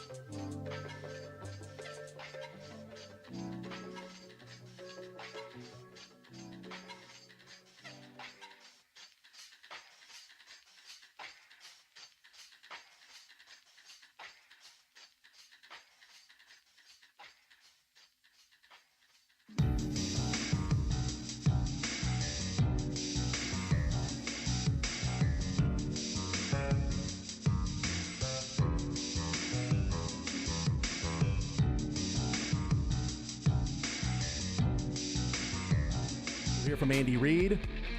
Chiefs escape with a victory yesterday over the Broncos. 16-14 in what was a completely expected 17-16 loss from me. When that pass from Bo Nix to Cortland Sutton was complete, said, cannot believe the 14-game losing streak is going to come to an end against the Broncos at home. That one hurts. That one hurts. And the same game parlay I had for $100+ that the only thing that was missing was the Chiefs' money line win. So annoyed. Like, I never use money line in these things. What are the odds if they win 14 in a row and then they lose that one? Ridiculous. Oh, you know what? Finder's fee, Leo Chanel.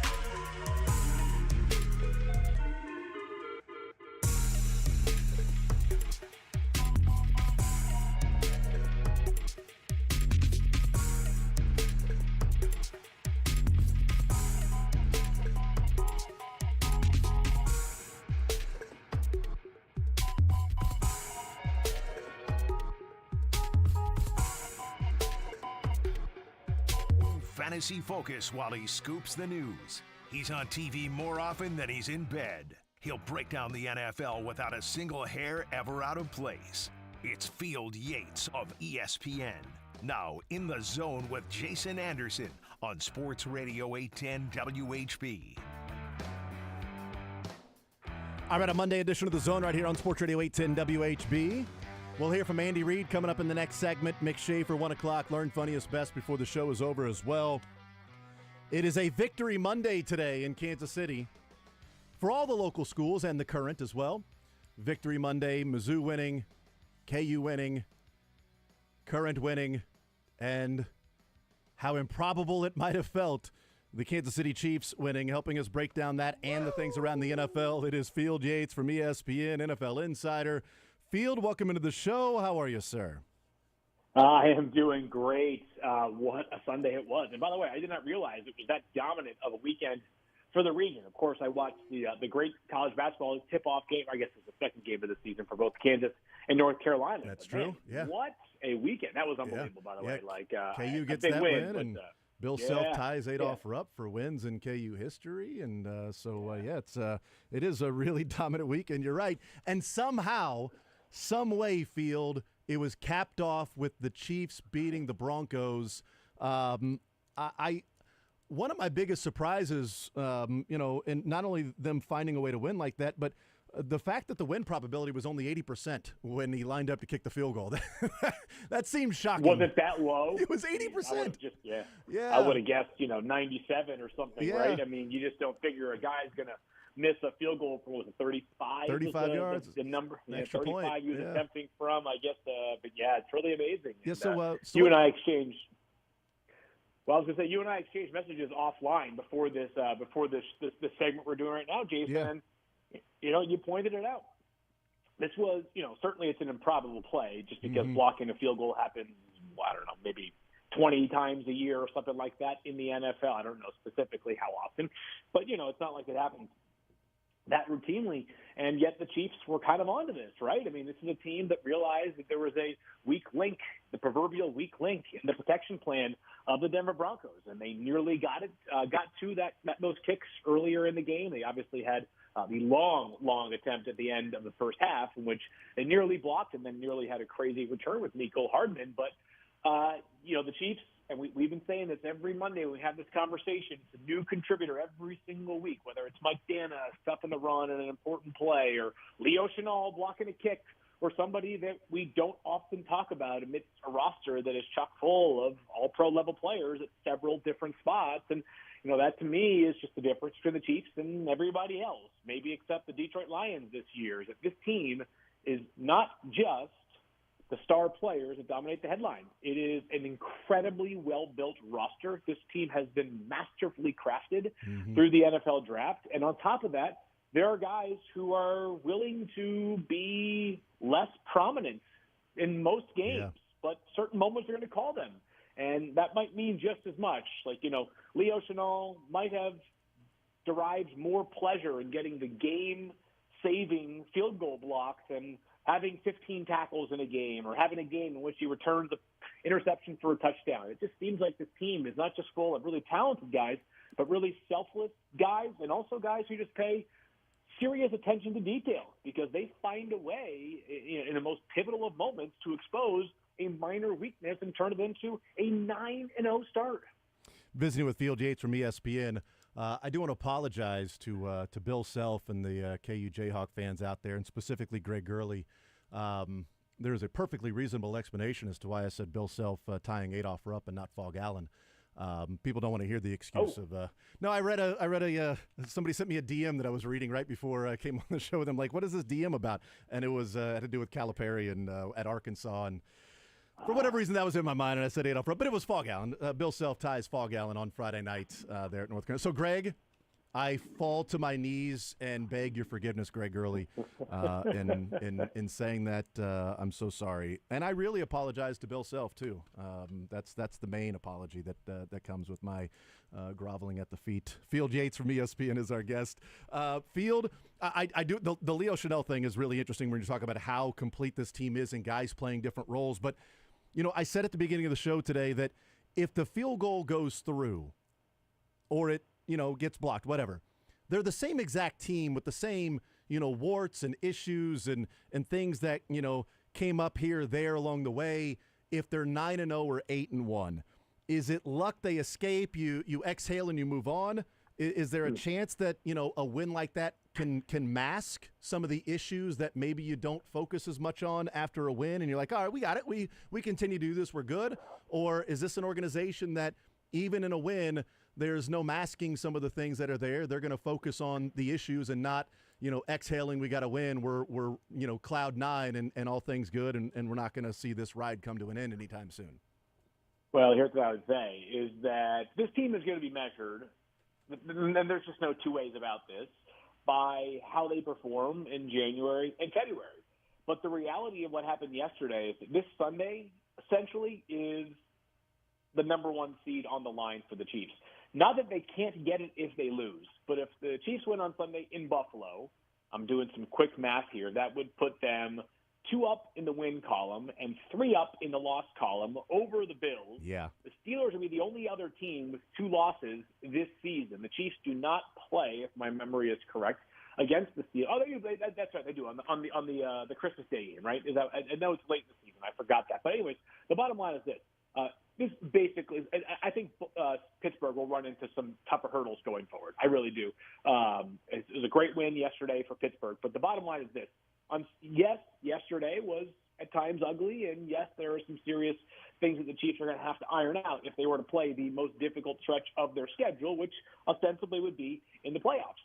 But that path might have just been reduced by 25% because if they win on Sunday, Chiefs have an outstanding shot at the number one seed in the AFC, which is the only seed that gets you a bye. So I think 2 things can be true at one time. I don't think if the Chiefs were sitting here and in a moment of truth serum, they weren't going to say, hey, you know what, we're 9-0. Who gives a crap about some of the warts and the wrinkles that are in our resume right now? Like, yeah, they acknowledge that they still, the passing game, it still lacks real explosive plays, right? I mean, they just did not. It was yesterday was death by 1,000 paper cuts to that Broncos offense or that Broncos defense, excuse me. And the running game is not going to have a bunch of explosive plays as well. Kareem Hunt averaged under 3 yards per carry yesterday, and that's been has not been a strength of their game. That being said, they're so tough, they're so physical on defense. They keep finding a way. They continue to make critical plays when it matters the most. That you just have to get in.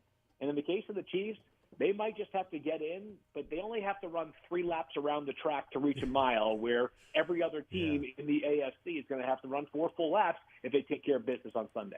Yeah, that's a great point. And, the 1 seed somehow wrapped up on November 17th if the Chiefs find a way to go there and win. And I don't know, what to make it. We'll ask about the matchup here in just a little bit. But, this is the 10th game that the Bills have played this year. They haven't had a bye week, whereas – the last couple of weeks, the Chiefs have faced some pretty difficult games and coming down to the end and physical. And the players talked about it after the game was over about, how bruised and beat up they were after that physical game. And, now they're heading on the road to face off against a Bills team. And I'll get into that matchup here in just a little bit. But, as this Chiefs team goes on and advances, one of the big takeaways yesterday, Field, was at left tackle. Wanya Morris goes out. Kingsley Suamataia comes in. And it was a lot left to be desired. And Mahomes did not have a lot of time to throw. When he did, I can understand why he didn't trust that the protection would hold up. And Wanya Morris comes back in. Luckily for the Chiefs, Wanya Morris came back in. Is Donovan Smith or David Bakhtiari on line 1 with Brett Veach right now? And do you think that's something that the Chiefs will kick the tires on, having somebody come in and add depth? If Wanya Morris were to get injured, you're not going to a rookie that just looks like he's not ready yet. Yeah, rookie looks like he was 21 when he declared for the draft. That's it right, was a raw prospect, and really, a guy that his draft grades when I would canvass NFL teams were kind of all over the place because there were some teams that felt like, hey, he's a year away from being ready to play at all. There are other teams that felt like, hey, the traits here are so damn good that if you get it figured out, you might have yourself a top 12 left tackle, which before you say top 12 left tackle, it doesn't sound great. I'm here to tell you that the top 12 left tackle is like a $30 million per year player now, right? Yeah. At least will be by the time a guy like that becomes extension eligible. So if you're offering that to me, I will settle right now. We'll settle. We don't need to go to court. Same. The radio station might miss you, though. What I would say, though, is I thought about Donovan Smith quite a bit, only because, he's most familiar and he's still out there. And I think, he certainly battles with health stuff himself last season, and a veteran player. That's fairly natural to expect. David Bakhtiari, I think I'd have a harder time imagining, only just because there are 2 things. 2 factors. One, he is definitely a legitimate health question mark. I mean, the guy's coming off of a major injury, too. The Chiefs might have some competition there, right? Because the Jets are dealing with the left tackle injury to Tyron Smith, and David Bakhtiari is best friends with the Jets quarterback in Aaron Rodgers. So he might, and I understand that, the Jets are playing for, at this point, nothing, and the Chiefs are playing for everything, and that might be more enticing to David Bakhtiari. But, Devontae Adams could have forced his hand to a variety of different places, and it seemed like he wound up fixating on the Jets. So there is something to be said for playing with your close pals. I don't have concrete information. The Chiefs are definitely going to call somebody like Donovan Smith, but it would only be natural to expect they've at least had conversations with internally about what the veteran options are, and I can't think there is a better veteran option than Donovan Smith, given his familiarity there. Visited with Field Yates from ESPN, our NFL insider. I think Justin Herbert is just fine in L.A. with the Chargers. Obviously, Patrick Mahomes is Patrick Mahomes. I don't know what the future is going to be for the Raiders. Have the Broncos found their guy in Bo Nix after watching him for 8-9 weeks? I think so, and so it's interesting, and not to tease, to be selfish and tease something, but on Wednesday, Mel Kiper and I are going to do Thursday, going to do a redraft of the first 10 picks of the 2024 NFL Draft, and I think I'd look at it like this, Jason, and if you feel differently, I'd certainly appreciate the perspective there. I think Bo has a chance to become a solid quarterback in the NFL. Solid, he was good. I think in a very difficult test yesterday. Good, right? I mean, he didn't turn the ball over. Weren't many. The only mistakes that were there was a couple of the blitzes he ran backwards on, and got sacked. long sack. Yeah, we got to work on those long. Sometimes it's better to just take. Fall. It's okay to live another down. Yeah. I think solid. I think the question that I would wonder is is there a chance that he reaches next level upside? It doesn't sound great. I will continue to stand on this. I do believe Caleb Williams still has a chance to be excellent, which is, that right now saying that just feels kind of backwards because of what the Bears did yesterday. But when I watch each of the top 3 quarterbacks in this class, I sit there and I think to myself, Jada Daniels might already be special, and it's easy for me to imagine either of Caleb Williams and Drake May becoming a very, very high-level quarterback. Bo, I think, has a chance to become a very solid quarterback, but I think the reason why, his draft grade for me was closer to player 30 than player 12 on the board, because I think there's more of a ceiling there. But Denver, it's got a good thing going. They're tough, certainly on defense, and the offense. They just need a couple more playmakers. But Bo gives them much more of a chance. That much is for sure. Well, and sometimes situation matters too. Is Sean Payton more likely to get the ceiling for Bo Nix than maybe if he goes to a bad situation? 100%. And I think this was, and we talked about it so much during the pre-draft process that it almost became like you were contractually obligated to mention that Bo Nix is a is a Sean Payton type quarterback, right? Yeah. There are some, if you squint real hard, there are some elements that remind you a little bit of Drew Brees. But yes, it is a good situation. He's not going to push the football down the field very often, right? He actually has trended up a little bit in that regard. But at the beginning of the year, we were talking about a guy who was averaging 5.5 yards per attempt. So we've seen a bit more verticality from Bo, but still on the season only at 6.1 yards per attempt. Not exactly the kind of offense that is trying to consistently confuse you down the field and have these sudden change plays. Yeah, I don't know if I would draft him number 2, but I do think he's been the second best rookie quarterback so far this year. Out of the 6 that have been drafted, but really there's 2 haven't played, obviously, with McCarthy and Penix. But if I had to redraft the players that I've seen play, I don't know that I would go Bo Nix number 2, but I do think if I'm picking rookie of the year offensively from the quarterbacks, I think I would go Jaden, wide gap, and then Bo Nix. I think I would put him at number 2 from what I've seen. Yeah. The sample size is obviously the largest. Yeah. Bo, Jaden, and Caleb are the only 3 that have played. So, my brain is so wired right now to think about the idea of building around the player long term, but I haven't quite narrowed the gap between Bo and those top 3 enough yet to have him there. Yeah. But if we're just grading, what we have seen, there's no 2 ways about it. Bo, I think, has been objectively the second best quarterback out of the entire rookie class. Who do you think gets the 7th playoff spot in the AFC? I'm going to put the Chargers in because they've got a 3-game lead right now in the loss column. 2-game lead over Denver in the loss column, but 3 games over everybody else. So they would have to, to fall out of the playoffs. So I'm going to put the Chargers in there. But 7th playoff spot, is it Denver, Indianapolis, Cincinnati, the Jets? If Miami wins tonight, then they're only a win. They're tied in the loss column with those other teams right outside. If you're predicting now with a little less than half the season to go, who's the 7th team in the playoffs for the AFC? I think it's the team that wins on Sunday night this upcoming week the Chargers and the Bengals face off. The game is in Los Angeles. Whoever wins that game will get the final playoff spot, in my opinion. Because if Cincinnati wins, they'd be 5-6. Chargers would be 6-4, so they'd be basically a game and a half back. But with that tiebreaker in hand, I know that people, as Chiefs fans will tell you right now, right? Who cares about on paper how good this team is? It's like do you win or do you not win, right? And it certainly feels like Cincinnati's best version offensively is as good as basically any offense in the NFL, which to me gives them sort of the edge and the possibility of getting hot here. They need to do it right now. They don't have a whole lot of time left to waste. That game against the Ravens would have been such a critical one to win that I don't think we'd be having this conversation with this kind of curiosity. I think it would just be like, Cincinnati's about to get hot, and you better watch out for them. So I'll give Cincinnati the edge if they win on Sunday night, but it won't be. The Chargers just sort of suck the life out of you defensively, right? Yet to allow 20 points in a game this season. They are just, it's not necessarily a bunch of players that are, perfect scheme fits or guys are at the absolute apex of their career right now. It's just guys that, they just sort of find a way week in, week out to play low scoring games. Again, 20 points is the maximum they have allowed this entire season. They're just a tough, rugged football team. Almost like they're coached by Jim Harbaugh. Yeah, exactly, no doubt. And those two Baltimore games with Cincinnati. I mean, if they find a way to win those two games, I mean, Baltimore's 5-5 and Cincinnati's 6-4. And they'd have the tiebreaker there. But that's why you got to find a way to win those games. All right, last one for you, Chiefs and Bills this weekend. The most anticipated matchup in the AFC, and as we talked about and previewed a little bit with the number 1 seed.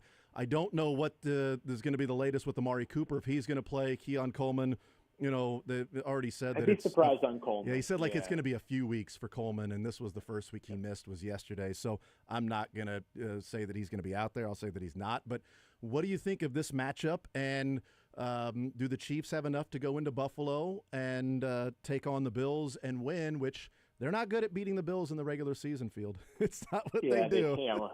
I think they take the trade, though, of beating them in the playoffs. Yes, exactly. No doubt.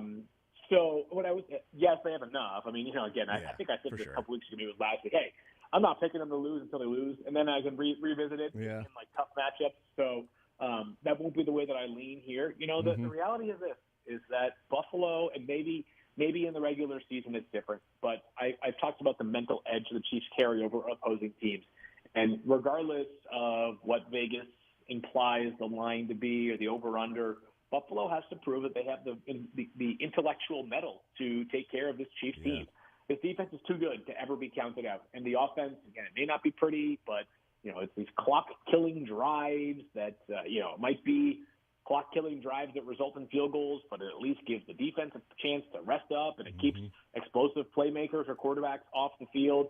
I know Buffalo is going to be hyper-charged here, so for the Chiefs, I think it's a matter of managing the early emotions in this game. If they can prevent a 14-0 start, then they're going to be in great shape. If it's 7-7 after the first quarter, then I would consider that a major victory for Kansas City, because this might be, and I know that we probably say this too often, this might be the biggest regular season game that Buffalo has played in years, and this is a team that has played a lot of big games in the regular season against Kansas City specifically. I mean, the game in Arrowhead was that last year or the year before. It felt like the biggest game of the regular season. This one, going into the weekend, may invoke a similar feeling for fans of the Buffalo Bills and the Bills themselves. Visiting with Field Yates from ESPN. Do you have a, by the way, I should also mention Dalton Kincaid. We don't know the latest with the injury there. For sure. He tried to play, said he couldn't protect himself. It didn't feel good. They're going to get more tests on that knee. And so they may be without Amari Cooper, Keon Coleman, and Dalton Kincaid on Sunday against the Chiefs. Do you have a score in mind of what you think may happen without knowing about Cooper and Kincaid? 17. I'm going 20-17. 20-17. It feels like the right amount of points for this team to give up and the right amount of points for the Chiefs to score. 20 Chiefs, Bills 17. All right, we'll see what ends up happening. Field Yates, ESPN Field, great stuff. Appreciate it. Looking forward to seeing that redraft of the top 10 coming up on Thursday with you and Mel. Thursday. Thank you, man. Yes, sounds awesome. Great. Thank you, Jason. Talk Absolutely. to you then. Yeah, absolutely. There's Field Yates from ESPN, NFL Insider. Great stuff from him. And you can escape. You can mask some issues. You can also go and look at what's going on. And a great point in Field.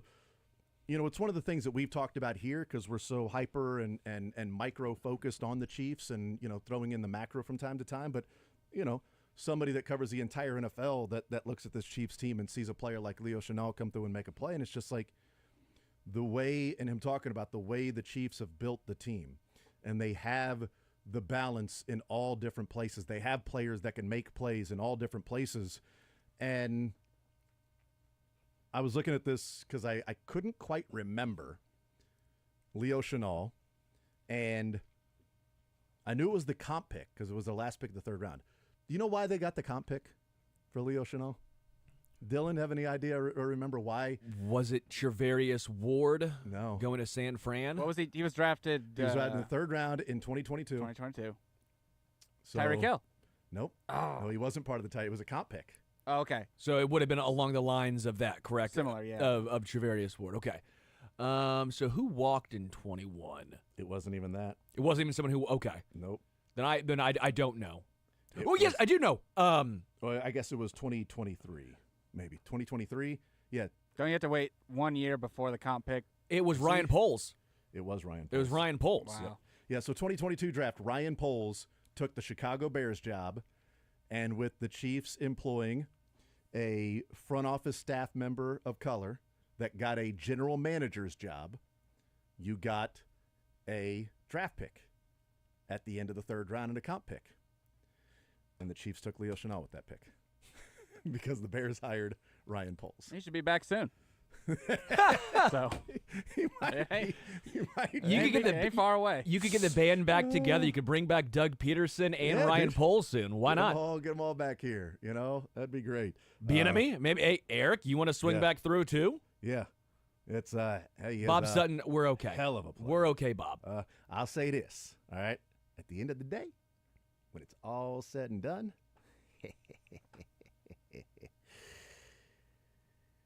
We'll hear from Andy Reid on the other side of the break as well. Mick Schaefer will join us in the 1 o'clock hour.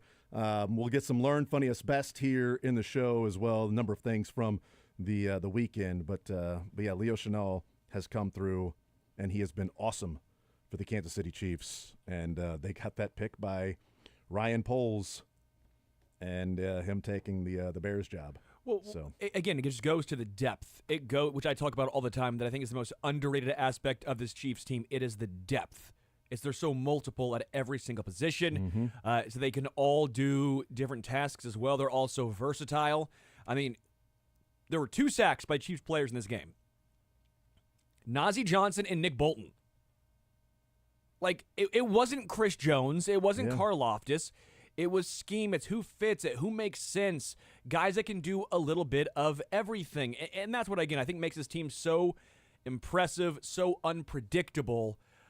And again, it always goes back to, yes, you have Mahomes and Kelsey and Jones, but it's the depth. Yeah. You don't have any pieces that you're looking at going, that is a glaring hole. Outside of when Wanya Morris goes down, then left tackle is one, but there's just not this dearth of talent surrounded by 3 superstars. It's everyone has their role, and they do it well. Yeah, know your role, do your job, Herman Edwards always used to say. Know your role, do your job. And looking back to that draft as well, the Chiefs had their third-round pick and then the comp pick there with Ryan Poles. But because they had the comp pick, it allowed them to take advantage of the draft board breaking the way that it did, so the Chiefs were able to trade their third-round pick to move up and get Trent McDuffie, because they still had a third-rounder that was 5 spots below or 6 spots below where they were picking. Let me see exactly what it is. They took Chenal at 103, and their selection would have been 94. So 9 spots later. So because of Ryan Poles, they picked 9 spots later than they would, which allowed them to play the draft board, use that third-rounder, and move up and get Trent McDuffie. Pretty damn good. Pretty damn good to end up with McDuffie and Chenal. Thank you, Ryan. And Karlaftis. Yeah, for sure. All right, we'll take a timeout. We'll come back, continue rolling. We'll hear from Andy Reid. Mick Schaefer joins us in the 1 o'clock hour. More Zone next.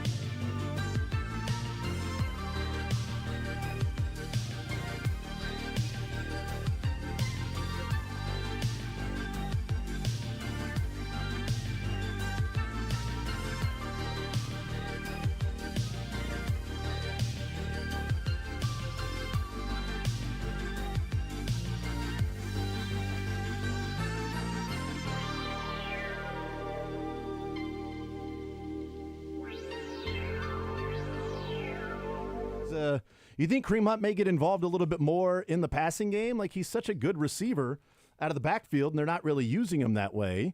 And then they did with 10 targets, 7 receptions, 65 yards. He was the leading receiver by a yard over Travis Kelce that had 8 catches and 64 yards.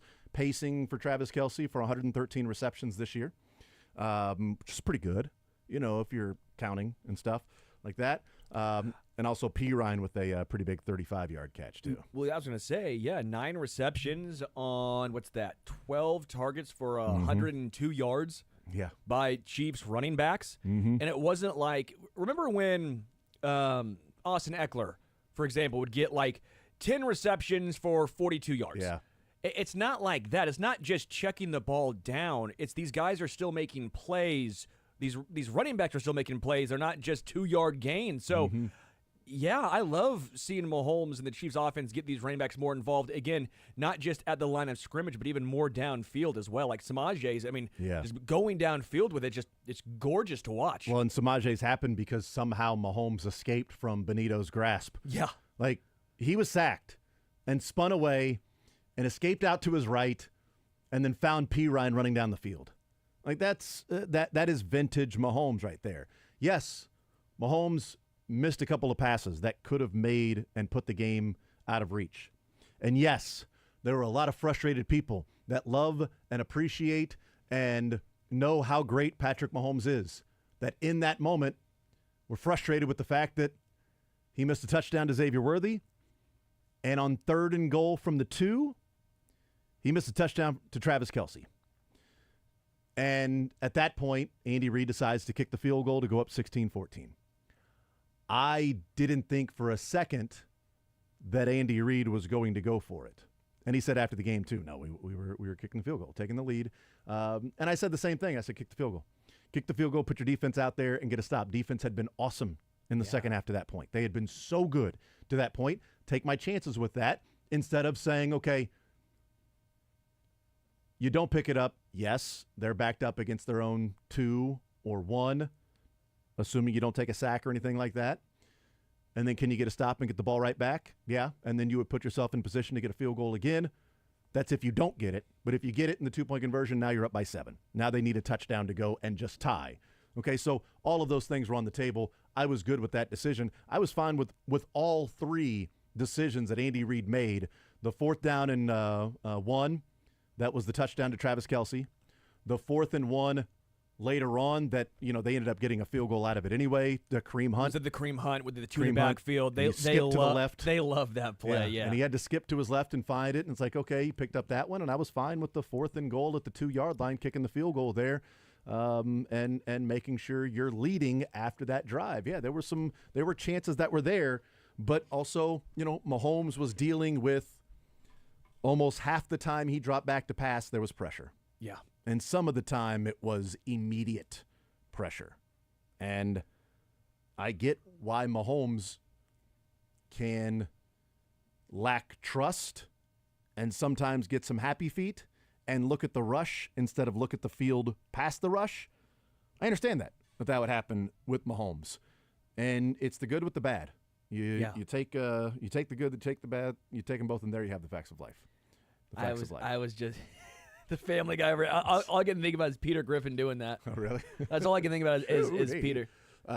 We've had way too many facts of life references on this show in the past. Fact of life or fiction. That's what it's going to be called from now on. Yeah, over the last week or so. Yeah, we've somehow those have come up. But it's also why you probably saw the receivers, Noah Gray, Peyton Hendershot got one, but even the tight ends just get more involved because you have to get the ball out quick. You have to almost run these screen plays or balls closer to the line of scrimmage because they're getting home so quickly. You have to do something to almost slow them down. That's why they kept running the football even though they were so ineffective. You have to at least try and protect Patrick at some point because that left tackle was not. I guess Kingsley. I think Wanya did a fine job, but Wanya was fine. I keep saying he's fine. He's not great. He's fine. He got beat sometimes too, and so did Juwan Taylor. It's football. It was everything was exacerbated because of Kingsley Suamataia and how he struggled in that game. Yes, and how rough that was. And it certainly felt like they could have done a lot more to give him some help. I thought that there were some opportunities there and one of them where Mahomes was clearly frustrated with Carson Steele. Yes. And they talked about it on the broadcast that it looked like he was frustrated like Jawan Taylor or something. And then they talked about it, and they were like, no, that was Carson Steele went that way, and he was wanting him to cross his face and go and help with Kingsley. I'm like, oh, well, I'm glad that they pointed that out because I thought, well, why is he mad at Jawan Taylor? Like, what's going on there? But you can see when the replay was from the other side, you saw that he was looking past Jawan Taylor. We were confused a little bit in the press box for that exact reason. We were wondering what he was, who he was upset with. He was upset with Carson Steele, apparently. Went the wrong way. I would also like to know, like, what is the rules? If it isn't a blitz, is Carson Steele actually supposed to be there? And Kingsley was playing so bad that Mahomes went against the conventional rules of the offense and said, no. I know there's no blitz, but I still need you over here on Kingsley's side because he's getting beat like a drum. Yeah. Good call. Yeah, I mean, I would guess that if Mahomes is that upset, that there was a conversation. There was a call that Carson Steele missed. Yeah. Okay, yeah. There was a check or something or a protection call that he missed, as opposed to, hey, you got to be smart enough to come over here and make up for that jackass. Yeah. He sucks so bad that no matter what protection I call, you got to be smart enough to go and help him. He sucks. Like, get over there and help him. He's one of the suckiest sucks that ever sucked. So quit sucking as well and go and help him. All right? No matter what. I'm going to guess that it was I mean, I don't know. Maybe it was assumed that, hey, this is what we've worked on. This is the protection. You've got to be over there, man. Like, you've got to be smart enough to know that that's that's your job. If he had like a choice there, Mahomes didn't have to say, all right, color. Hey, slide to the left here and take this guy. Might be something that they've talked about, worked on in meetings, and that he understands what he's supposed to do there. And then Mahomes gets destroyed. That's what I'm saying. I'd like to know, because I feel like there'd be a conversation beforehand, maybe right beforehand, and maybe being a rookie, everything going fast, he just blanked on it. But yeah, I mean, I understand Mahomes' frustration immediately too because of he just got trucked. Yes. Now they also mentioned in the broadcast, Sterling, that after being initially theatrical with his frustration. Yeah. He then went over and talked more to him, patted him on the chest, let him know what it was supposed to go on, and then Steele came out of the game. But still, there was an audible oof in the press box when he got hit because that was a crunching across blow. Chiefs Kingdom. When do we have a conversation of maybe lightening Kareem's workload? Are we just looking too much into one game? You only had 14 carries in this one, so I know. They're giving it to I think well. I think the Broncos were helping them lighten his workload by only picking up 2 yards per carry. So. But like, is this again? He was outstanding as a pass catcher, so that was a very nice something nice to see. But we've talked, are the 27, 22, 21, 27 carries in five straight games? Is that going to cause a toll on the effectiveness of Kareem? I don't know. I don't even need to get Steele more involved. If it's just a waiting game until Pacheco comes back. If you want to see Samaje Perine get more involved. Maybe you want to see LaMichael too. I don't know. Every Perine. Every single, get all the Pirines in Kansas City. No, I think they trust Kareem Hunt. And look, this is the starting running back, so he's who is getting the ball. Yeah. And when Pacheco comes back, then we'll see whatever the breakdown's going to be.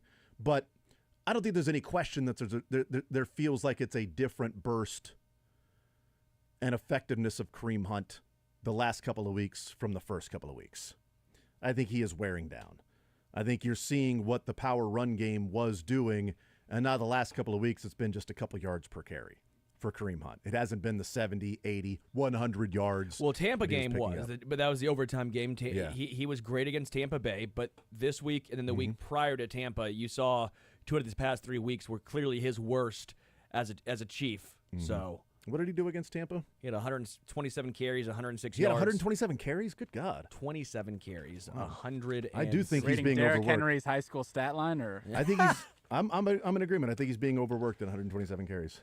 So yeah, I guess he did have 106 yards, but 3.9 yards per carry with a long of 15. You know what I mean? It felt like the first half was a struggle, and then that's right. And then the third quarter is when they were like, all right, let's hand it off and let's get the running game going. And they started to get some momentum and some power run game going there. But Yeah, I didn't think that this would be a big Kareem Hunt yardage game anyway. Sure. Because the Broncos are a really good defense. It's why, I thought there was an easier line on the board of Kareem Hunt's total rushing yards being at like 72 or 73. Like that seemed to be a little out of whack. But what happens in Buffalo this weekend?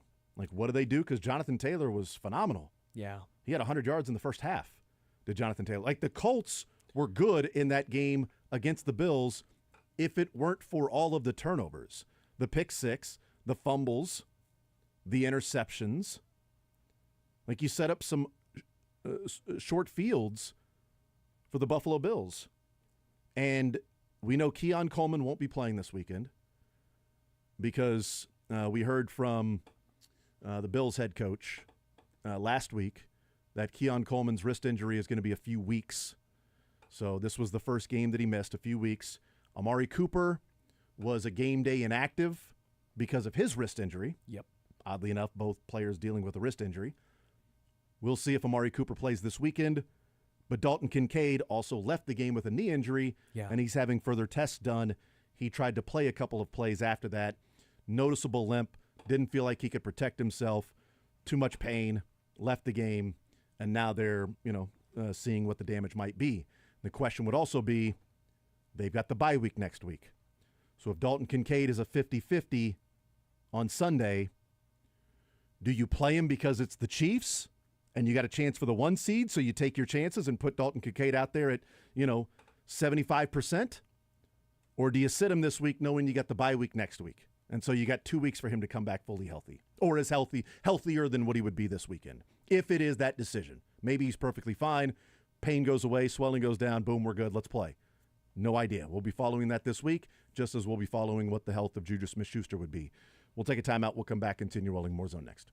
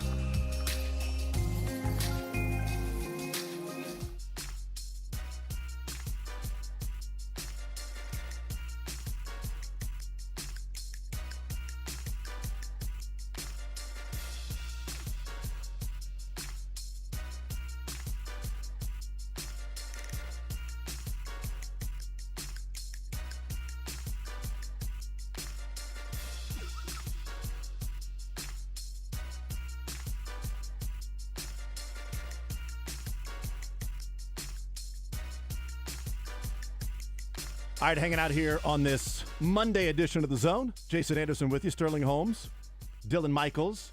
Heading up until 2 o'clock, we will talk with Mick Schaefer in the 1 o'clock hour. We have Learn, Funniest, Best coming our way in the 1 o'clock hour. We haven't seen him in a long time. Yeah, it's been a while. It's been a while since... it's been a while. Since we have seen him. Yes, that is true. We were on Sunday Sound Off last night. That's what you're getting at? Yes. We sounded off on a Sunday last night. We sounded off. It was fun. That's right. You didn't dress up, I'm glad, but... I wore a quarter zip. Is that not dressing up? Come on. Oh. Show some class. Sorry, I didn't wear a seersucker suit. It was fire, wasn't it? Full on blue and white pinstripe seersucker. Hey, Dylan, it was fire. With a nice little matching tie with little flowers on it. It was fire. Yeah, we all had a Kentucky Derby line. You know, Sterling said... Dylan, your hand. I saw that. What was that hand doing there, bud? Working the board. Sterling said he was dressed to go to the Kentucky Derby. I said that I was dressed to work the backside of the Kentucky Derby, and Blair said Those are the fun people, by the way. Exactly, and Blair said he was dressed to work in the paddock there at the Kentucky Derby. So we all had our role. We had a role. In what we were wearing for Sunday Sound Off last night. It was just one of us was wearing a full-on pinstripe seersucker suit. That was Sterling Holmes. Well, that's just, I'm going to one-up it every single time. I already told Mick that. The first one was just like a normal kind of plaid suit. I'm going to keep one-upping it each time. As you should. Just, eventually I'm going to have a full-on hat there, too. You got to. Like a derby hat or something. Yeah, what's the point if you don't have a derby hat? I'll wear the fascinator. You wear the derby hat, I'll wear the fascinator. fascinator. Will you fascinate me? Yeah, thank you. I appreciate that. I'll wear that, and it'll all be good. It'll all be good. 913-912-4810 is the text line. Field Yates took the Chiefs 20-17 this weekend over the Buffalo Bills. Ooh. It's a massive game, one that we'll be previewing and talking about all week because it has so many postseason implications to it, and those being the Chiefs can essentially wrap up the number 1 seed, or they could be in a dogfight to Week 18. Yeah. I mean, both of those things are possibilities after this weekend. Both of those things possibilities. Andy Reid meeting with the media. Here is his opening statement. They take care of the Denver Broncos, and they get ready for the Buffalo Bills.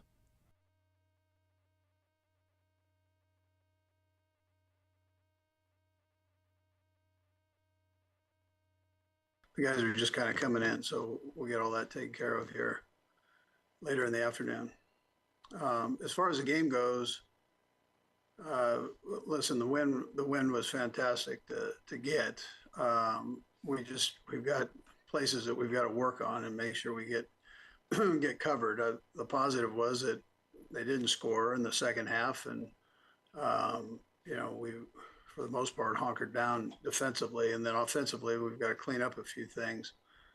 We didn't score as often in the red zone as we wanted to. Penalties, a missed shot there. So things that, a couple of those things don't happen very often that happen down in there. And we're normally accurate with the throws and so on. So we've got to clean a little bit of that up. And but again, playing a good football team, they've got both of their fronts are strong, and we were tested in a couple spots, and it'll help us grow is what it'll help us do. And so in particular at that tackle position, we were young at the left tackle spot. We'll keep getting better as we go and experience some of these things. I think Wanye will end up being okay when it's all said and done here. As far as his leg goes, and then he was able to come back in and play, and Kingsley will learn from what he had there and keep getting better. And then likewise on the right side, we'll keep growing there. So, and then from a defensive standpoint, they've got a good offensive line. They were physical. Their run game, they got that going a little bit, and teams hadn't been able to do that quite as well as what they had rolling there early. So we can learn from that and get better in that spot too. So, but again, um, I'm glad we came out with the win. I thought it was a heck of a play there at the end. We overloaded one side. It probably wouldn't have mattered who they had in there blocking, but we were able to get that overload, and we got off on the ball. I mean, if you wanted to pick on one thing there to say was a great job, Justin Reed on the outside is the fastest guy in the NFL on his get off on these field goals. And so teams take and look at that and make sure they take care of him first, which allowed the inside three there to really come off and get an explosive. And you saw Nadi kind of went down, and they weren't quite sure how to handle that. So there ended up being a separation, and we were able to get through the cracks there. And, that was a spectacular way to end it. I'm not sure I've ever had that experience in my career with a walk-off blocked field goal. So it made it exciting, but I'd rather us really focus in on taking care of business in the other part of the game and get that cinched up. But my hat goes off to Tobe for spending the time to make sure those things all fit together, and for the players just executing and never giving up. Like I told you last night or yesterday afternoon, that the thing that has impressed me with this team is they don't get down, and they're not that. That's not what they are. They battle through stuff, and if somebody's not doing well, they try to pick them up and do well in their area. And it's worked to this point. We just got to keep getting better and growing as we go. I disagree with Andy Reid. I think it did matter who was there in front of Leo Chenal. As he said, we overloaded that side. It wouldn't have mattered who was there blocking. I disagree. Was that they knew? Do you think, was that he knew what he was talking about when they knew they had a matchup there? Because I don't know what they would have bring that up unless they knew they had a advantage there. I think Leo Chenal talked about it yesterday and said, as the game flow goes on, you sort of figure some things out. And I think he realized that guy sucked. And he rushed against him twice, and that guy ended up on his ass both times. And so, that third time, I'm going to block this. Why? Because the guy I'm going up against keeps falling backwards. I'm just going to bull rush him and go right through him. I put it on Twitter right before the show, so go check it out. The 3 videos of Leo Chenal rushing against Forsyth, number 54 for the Broncos. The first one was the second extra point. The first extra point, they didn't rush against him. They took steps back, and Forsyth just stood there. So the first extra point, or the first time, was the second extra point. He goes the right shoulder of Forsyth and knocks him backwards on his butt, but then cuts straight over by the offensive line and doesn't get there in time to block the extra point. The field goal before half, he goes at Forsyth's left shoulder to try to go around him, while also knocking him on his ass, and doesn't get there in time. And I think he looked at it and said, I went inside shoulder and outside shoulder. He ended up on his ass twice. I'm going to go right through him. I think Forsyth should have had some foresight. Yeah, because 4 times he was on his butt.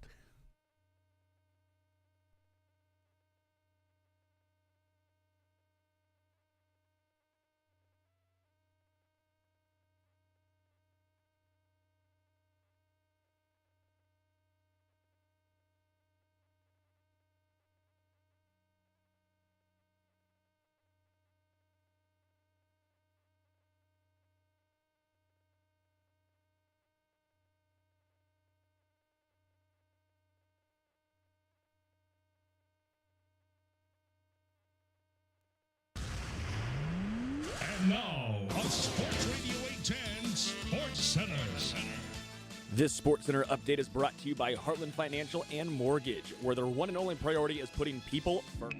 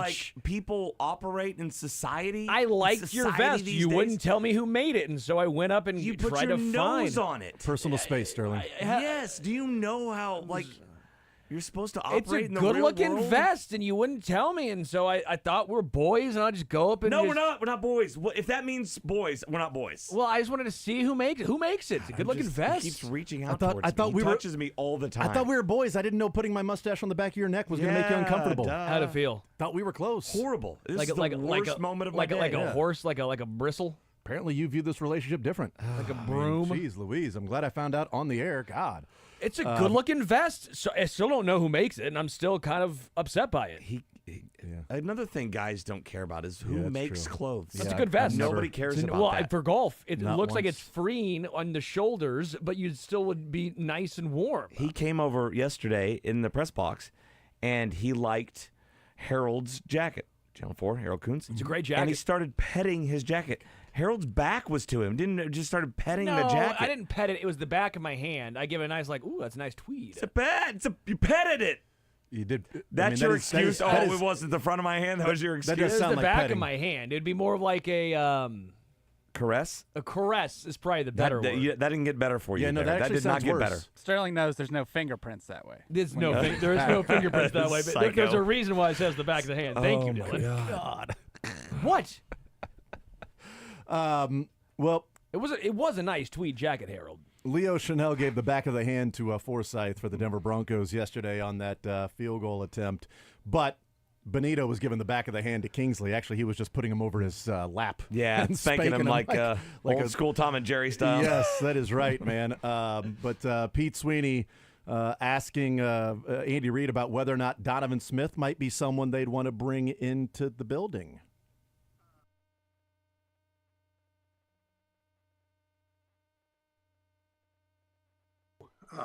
But what we do as coaches, and we overemphasize, we're going to focus in on these kids that are here, and they're getting better. I know it's hard to see at times, but there's progress being made, and we're going to be okay as we go forward. So, Coach, kind of on that front office follow-up too, if I can. With Kingsley, with a young player like that, how much mental coaching up has to happen? I know there's maybe not a lot of time to do that during a game, but how important is that side of it as well to make sure his confidence is up? yeah, sure. I mean, that's all part of it. That's all part of coaching. I'd probably say it's the same way in your business. If you're not confident, you're probably not going to talk very well. On the block field goal again, with the work that you guys put into it and all the work that Dave does with this, how much support comes from the top down to you to make that a really important part of what you guys do all the time? And I know everyone works on things, but it seems like there's a really special emphasis on all the little things with you guys. Yeah, I mean, the details of it become important. The players want that. They want you to detail it up for them. It helps them even more be able to show what their talents are. And then as a result of that, hopefully you win a game or two. So, I mean, so Dave spends a lot of time on that right there. You guys watch all that. So you know that there's an emphasis put on special teams and the details of it. So we needed it. So yesterday, that was a big play for us. I appreciate the Denver Broncos special team coach not putting an emphasis on details and allowing that what would be left guard in that situation in the field goal block or field goal protection unit to simply have his strategy to be fall backwards every time the ball is snapped and he's hit. So it is unique, though, right? It was I unique don't believe the strategy was fall backwards. It's what he does. 8 of the last 10 kicks, he's on his own, or 8 of the last 10 kicks, he's been on his butt. 8 out of the last 10. He's just not good at blocking. I don't think the strategy is fall backwards. But the strategy is don't move, don't go forward. Right? That's how you You do not fire off when you're kicking field goals or PATs. The term is die slowly. And so a lot of times when you're not strong and not great, you have a good base, you have good form, a lot of times you can be blown up. Here's the thing. I am totally in agreement with you guys. At lockstep, 100%. But I would find it odd as a special teams coach that constantly sees a guy there falling backwards and guys, going over. Like if he doesn't, I would look say at it and go, if you look at most PATs, you got guys falling backwards. Right, but this you're guy, a wall, and you're going to take out a guy. You're a sacrificial lamb. 7 out of the last 8. So it's been 8 out of 10. So 7 out of the last 8 times that he has had to block somebody, he's ended up on his butt. Like, there's part of me that actually thinks it's a strategy of him falling backwards and then guys tripping over him and falling. Like, I really do wonder if that's part of the strategy, because all 3 times Chanel that's rushed how against, it works. That's why you're a wall here. Right. You collapse rather than these guys fire fall with off you. and create a gap Yeah. for guys to get through. Right. And so that's, I think if you look at most PATs or field goals, especially when a team's going for a block, you're going to have 1 or 2 or 3 guys get blown up. Yeah. I think it's more on the kicker. That's a PAT. You got to pop that thing in the air, man. He did kick it low. You got to pop that thing in the air. That's on Lutz. I thought it was, like, I looked at it, and Leo Chanel obviously deserved a lot of credit and just blowing up Forsythe. But I didn't see the previous 2 kicks in Chanel doing, not to that degree, but both times Forsythe ended up on his butt. And where'd the ball go? Through the uprights. Yeah. But what I'm saying is, from a longer distance. Yeah, but Chanel rushed and cut inside off Forsythe's right shoulder, and Forsythe still fell backwards on his butt. And Chanel didn't get there in time because he was cutting straight over. The long field goal, Chanel decided to go against Forsythe's left shoulder and sort of try to go around him, and Forsythe still ended up on his butt, but Chanel didn't have time to get there because he was going around him. This time, like, he tells Mike Pennell, I'm going to block it. To me, it's like, yeah, this guy's ended up on his butt both times, and I've only hit one of his shoulders. I'm going directly to the kicker through him. I'm not going around him. I'm not going to the inside of I'm going directly through him because this guy keeps falling over. So if I push him, and then all I got to do is get my base and then leap forward because I'm a physical freak.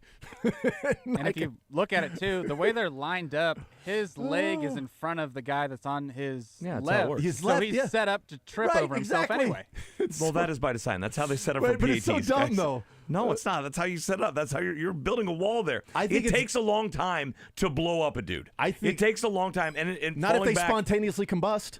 And I feel like that guy was that's on the kicker, man. I I'm think- sorry. I think you we're- got guys getting blown up on every single field goal, every single PAT. Yeah, but that guy 8 out of the last 10 times and 7 of the last 8 when he's had to block. Have you looked at other guys and their percentages? Both. Yeah, 8 out of the last 9, I should say. I mean, have you looked at other guys? I bet there's guys in the Chiefs get blown up. I don't That's think the they end whole up on their deal. back. It's just like They both of do. those guys need coaching. The kicker needs to coach on Getting the it ball higher. up, and then Yeah. the guy we He just know needs you're to not supposed be to out there. You're supposed to die slowly a little bit out here. You're supposed to Because be a wall, but not. He's getting sniper. Almost every Exactly. time you're going to have Exactly. He's 2 guys out there designated quick. to blow up one dude, right? And so nobody's going to be able to withstand that. I don't know how And many. He was the I don't know how many sacrificial times guys end up like on their back laying on field goal protection units. all the time. I would say every It does single happen time. a lot. It's just- every single time like I guys get said, blown up. They hold their water a little bit more. And it's now a that lot of guy times did. on That guy just gave PATs, up. the team's not like, okay, well, whatever, we're going to give you this. Yeah. But when you're going, I mean, you're going, the I mean, Chiefs obviously knew what the situation was. It you're wasn't an extra standing point. there, it's and these for the guys game. get like a 2-step run up to blow you up. Yeah, guys are going to fall back. I give Leo a ton of credit. I think Will Lutz could have kicked it higher, but again, I think it was tough because Well, Leo got the Chiefs there obviously knew where quick. the weak point was, right? And they Yes, they took advantage of They it. took advantage of, okay, this is the soft spot here. And I'm sure, I mean, that's Dave Tobe. That's mountains of hours of videotape and film and looking at. And clearly Leo neither obviously actually knew. neither one of those things. Videotape nor film was used. It was a computer clip that they watched. Yeah. No, Yeah. I But think Leo it was obviously real to real. understood it. Yeah. I think it was real to real. It was I a mean, Super 8, actually. They put in a lot of work on the cutting and splicing. They do that a lot. Yeah. But I watch. I mean, I Looking at the Chiefs kicks watched for years. So it's a 1 for Can 1. you find all the 1 for 1 with the Chiefs. Were you down in the not locker room falling down? I don't know if you stood the entire game up in the media press conference. No, I room. left third quarter. Okay, so Steven and myself stayed to the very end, and it was just it was almost hard not to laugh because you can't do anything in the media. You have to be professional. I'm just sitting there almost like listening to like Not always. like this is. No, I mean, I'm a professional man, Jason. Oh, of course, yes. I might touch his professional. clothing, God, but man. it was just a very hilarious spot to be in. Of like, of course the Chiefs won this way, and of course as we're walking out, you see the Denver Broncos coordinators who are up top You see the Chiefs coordinators who were up top walking out around the same time. Two very different perspectives of those two guys. All that happened was that one final play. They were, devastated. The Broncos writers are like, this is the most devastated locker room I've seen since, 10 years ago, some big game. Yeah, I saw Watching those Brandon tweets, yeah. Perna live streaming the ending. Have you seen that? Yeah, I didn't know who that human was before yesterday, but I did see the... What's his name? Brandon Perna. Let me guess. He's a big-time guy on social media. He is. Okay. Yes. He's that's good sports. but Big it's great. big Broncos fan. Just wanted to go and check. The Chiefs were 4 for 4 with not having somebody on their ass and blocking. You talking PATs? Both field goals, or all 3 field goals in the PAT. Okay. So How'd you just look at that so fast. Well, they got the condensed version. I can just slide through and see the score, and then when it pops to 3, just then stop there, 10 seconds back. All right, well, we're gonna watch this Lions game right here, and we're gonna see what happens. Every single one. There'll be a lot of interceptions to get to first. You'll no see doubt. about 7. No doubt. No, there was 7 interceptions. Yes. 5 and 2, right? 5 and 2. Yeah. Yeah, 7 of them. Matt Derrick, though, asked Andy Reid today about getting Kareem Hunt involved in the passing game yesterday. Yeah, well, we think touches for him end up being important, whether he's carrying it or he's a good football player. So you want to have him have an opportunity to show off those talents, and he's always been a good receiver. We weren't getting as much out of the run game as we wanted to, and so we started throwing it a little bit more, and he became an important part of that. And certainly Monday night against the Bucs was a very physical game, and I know you had kind of a lighter practice week, especially Thursday, and kind of managing that. Now another pretty physical game. How do you really try to manage the workload, and do you kind of anticipate maybe the same thing this week to try and just get as much rest and recuperation for these guys? Yeah, it's not as much maybe the physical part as it is the time in between games. So that's what you're managing, and that then it comes down to how the guys are feeling. So because of the short week, so that's the way we did it last week. This is a normal week, so it's not going to be quite like that. It'll be a normal week of practice, but Matt, in this league, every game is physical. I mean, the parity in this league is crazy right now. You just check out some of these scores and you go, damn, it's nuts. So there's any given Sunday. Well, I mean, it's no more important than that is right now in this league. You better be on your A game every week. The Chiefs had the bye week early in Week 6, as Matt Derrick's talking about, managing the rest of the season when you've got 12 consecutive games to play. You played 5, and then you get the bye week, and then you got 12 games left. So this is their 5th game in a row after the bye. The Bills will be playing their 10th game because they have the 11th week bye. Yeah, 11th game. So they're 8-2 right now, right? So so they'll be playing their 11th 12 bye, right? Which is that the latest? Yeah, 12 or 13. 13 maybe. No, actually, the Ravens have a Week 14 bye. 14, yeah. Seriously? Yeah, and Week something 14 has bye. to give because the Bills are 4-0 at home, and shockingly, the Chiefs are 4-0 on the road. Yeah. So something's going to give. So this is the Bills. Immovable rock and irresistible force or something like that. That's exactly what they say, yeah. So this is the Bills' 11th straight game in a row that they've played. So the Chiefs are going to have to navigate 12 consecutive weeks of games, and the Bills have just gone through will have played 11 straight. Yeah. So, I mean, it's essentially what the Bills are going through. Now you're talking about the beginning of the season versus the first 4 or 5 games, but whatever. So Adam Teicher continued with the press conference asking about Isaiah Pacheco, Juju Smith-Schuster, and Charles Omenihu's availability to return to practice this week. Yeah, no, I think they're all close. I would probably tell you Juju closer than the other 2, but I would tell you that, we might have them out there. We'll just see how it goes here today and tomorrow. They're very close, all 3 of them. Okay. And normally when you think of a team that's undefeated at this point of the season, you think of a team that's strong on one side of the ball or the other or both, or there's been maybe a few blowouts along the way. I don't know that your team really fits into that category, yet here you are 9-0. How do you explain how you've been able to get to this point here? Yeah, well, yesterday, I mean, that was probably the epitome of it. Coming down to that last second deal. So literally block, but we've been given opportunities and we've taken advantage of them, and then we've made a few opportunities ourselves. So with some good plays, and they you probably say that they outplayed us yesterday, and then they end up not winning the game. So, but you see that throughout the league. I mean, you just saw the Lions game last night. 5 turnovers, 5 interceptions, or whatever it was, and they find a way to win the game. So, guys, you give credit to your locker room and your coaches, and just for being mentally tough and sticking with it. The Lions have found ways to win when they have been outgained in a couple of games by over 200 yards. Mm-hmm. They've won those games, and then they had 5 interceptions last night and found a way to win the game by about a foot one way or another. The game-tying field goal looked like it skimmed the right upright, and the winning field goal looked like it skimmed the left upright. That was incredible. Both looked like they were going to glance off. Yeah. Both did. And both were 53 and 58. Yeah, like Mike Tirico's with Bill Raftery. A little kiss. A little kiss off the glass. A little smooch.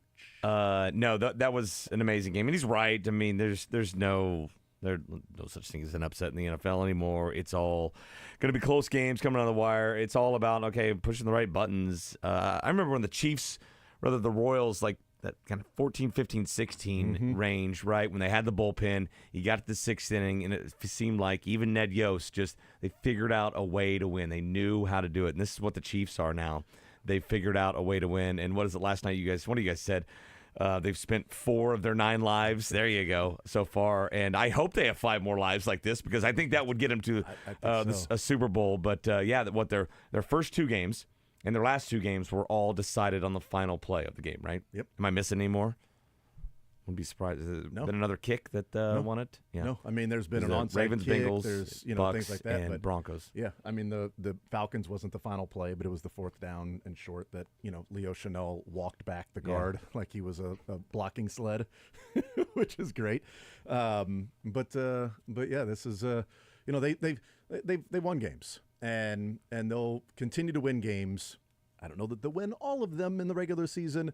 I don't even know if they'll win this weekend. Certainly injuries could factor into that. If Juju plays this weekend, if Amari Cooper, Keon Coleman, and Dalton Kincaid all miss this weekend for I the think Bills. It matters for the Bills. I don't think injuries matter for the Chiefs. Yeah, it certainly I just seems don't. that way. I Yeah, mean, it seems that way. I mean, if they get Cooper 9 back, games. I think it'd be big if the Bills get Cooper back. But if the other teams can be helped and hurt by injuries. Right. I don't think the Chiefs. Yeah. It's just. But figured out. I would really wonder what Josh Allen would be able to do with a team that is as good against the run as the Chiefs are, and if Josh Allen does not have Keon Coleman, Amari Cooper, or Dalton Kincaid on the field. We'll see. But Nick Jacobs. You're aware of this guy, right? Right, Mick? Too much. Nick Jacobs asked Andy Reid about getting the timing worked out between Patrick Mahomes and Xavier Worthy on those deep passes. Yeah, they've had a couple of them. We just got to keep it a little bit more consistent. So, Nick, they'll keep working on it. They spend time working on it, and we'll just keep it going. And those things they'll come eventually here as we go with a little bit more consistency. Our last one here, we'll go to Sam McDowell. Sam. Hey, Andy. Just wanted to ask you about the 4th down in the first half, and also maybe at the end of the game. Can you kind of go into the thinking on both of those? Yeah. We had the 4th down on the dive play. I thought it was important that we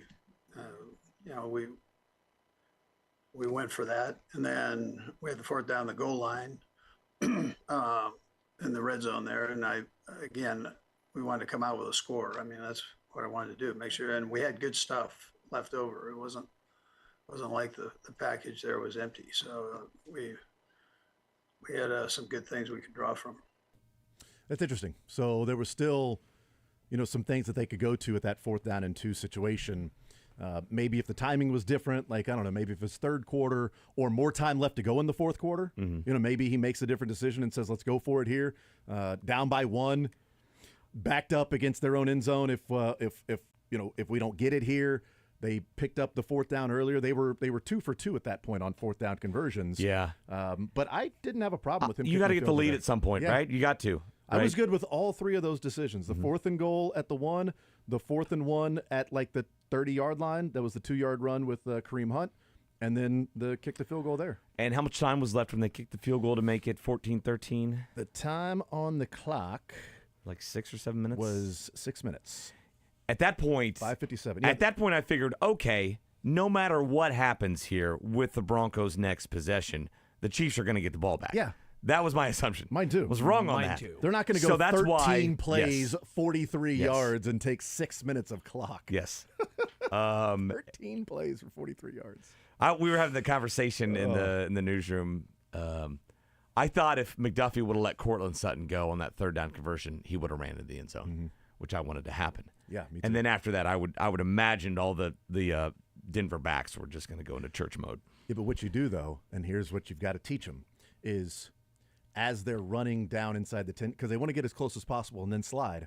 You then get down to the 5, and then you pick him up. That's possible. And yeah. run into Totally the end possible. zone with him.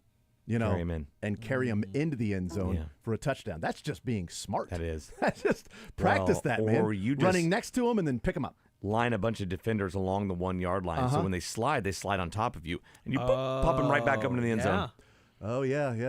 That makes sense too. 40 chess, boys. Yeah, I like my idea better, but I understand where you're coming from. I feel like that's trying to reinvent the wheel. Like mine. Like we see people pick people Wheels up all had the its time. Wheels had its time. They had their time. Okay, it's time that we no, get what you need to do trapezoids. though, you need to make sure all the defenders get low, because every offensive player now loves to jump over a defender. So you jump and then you catch them in the air, Dirty Dancing style. Exactly. And you carry them into the end zone. arms in the air, just like Dirty Dancing. Have the time of my life. And as he's going into the end zone, he's spinning. That would be great. Oh man, now I'm imagining. So, would it be Nick Bolton? He's a stronger guy because Esteme's a bigger dude. Nobody puts Ville in a corner of an end zone. Nobody puts Estime in the corner. Nobody puts Andre in the corner. Mick Schaefer's hanging out with us. Nobody puts him in the corner either. We'll take a time. You're not in the corner. If he keeps touching me, That's a good point. Well, you don't want to be. I have not touched you in at least 30 minutes. I mean, how long has it been since you've touched Harold Kuntz? Since you petted Harold Kuntz, how long has it been? I did not pet him. I grazed Caressed. grazed with the back of my hand. About 26 hours. 26 hours since you last petted Harold Kuntz. Too long.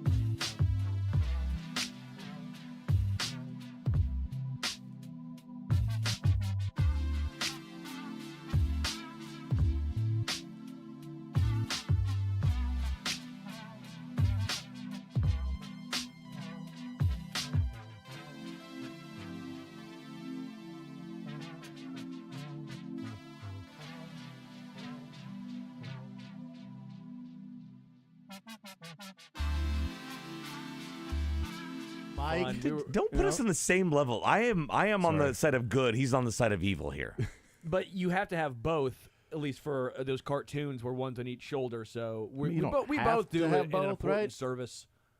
Do you really have to have both though? Well, yeah, or else what? We're all going to be good? Mm-hmm. Yeah, that would be fun. I don't need you to be good. You just got to stop touching me. Yeah, I mean, I didn't touch you once during the. Okay, our feet. It's not about really being good. It's about just not being evil. Our feet you know what I mean? may have. Our feet touched when you touched your foot to my foot. No, I swiveled. And look, I swiveled in the chair, and you tried to play a little footsie, and I got a little uncomfortable. Yeah. I told him I'm hitting him next time. You should. Yeah. Yeah. That's assault, brother. Yeah, it will be. Call the cops. Let's get into Learn Funny You know as what the cops Best. are going to say? Like, no, I sided with Mick too. Let's get into Learn Funny as Best. Is presented by Citywide Remodelers. If you're ready to turn your house into your dream home and upgrade your bedroom, kitchen, and bathrooms with top-notch craftsmanship, visit Citywide Remodelers at citywideremodelers.com. What I learned is that the Indianapolis Colts and Buffalo Bills game had one of the best timing broadcaster stories that we've seen in a long time. And this is on CBS. The Colts have the ball. The Bills are on defense, and they're talking about the comeback player of the year. And here is that conversation yesterday during the game. Well, Damar Hamlin has played 98% of the snaps this year, and we talked to Joe Flacco on Friday about winning the Comeback Player of the Year award last year, and look, we all can agree we think it should have been Damar Hamlin. In fact, they changed the criteria this year so that it'll be given to someone who shows resilience coming back from injury or illness. But Joe Flacco even said, I should not have won the award. It should have gone to Damar Hamlin. Flacco lost the football, had it knocked away, and the Bills have it. Damar Hamlin. Oh, God, no way. How about that? Scripted. Now, there's your NFL script. Rousseau knocked it free, and Damar Hamlin recovers. I mean, the timing of Poetic. that. It's unbelievable. Unbelievable timing of that. That's amazing. I thought the best one was last night in this game, the Lions-Texans game. Out from halftime, they'll have those interviews with the coaches. Those are tape delayed, right? So they play it over the first play. And while Dan Campbell is talking about, hey, we need to get some turnovers, interceptions here, the Lions intercept Stroud. That's right. Yeah, that was pretty good, too. But, yeah. Run that play call more often than Dan. Talking about specifically the comeback player of the year, Flacco and Both Hamlin. of them. Flacco fumbles and Hamlin recovers it. Well, there you go. That tells you who should have won the comeback player of the year right there. All right, Sterling, what did you learn? So remember when we were talking about was the Florio guy, and he was like, well, Burrow is Mahomes' kryptonite because he beat him once in the playoffs, which it is one time in the playoffs. So originally it's a large percentage for Mahomes. It is. It's a large. But apparently that means he's kryptonite. He's beat him 33% of the time. Yeah. So then I was like, well, let me find who would be the equivalent, which is Jake Plummer, because Jake Plummer had beaten Tom Brady one time in the playoffs, and then I decided to go on a little fun Wikipedia search there just to get some more knowledge. Jake Plummer is actually 3-0 all time against Tom Brady, which actually means Jake Plummer was Tom Brady's kryptonite. So I learned that. Yeah. There you go. So don't play Jake Plummer. Yeah. Brady also don't play Eli.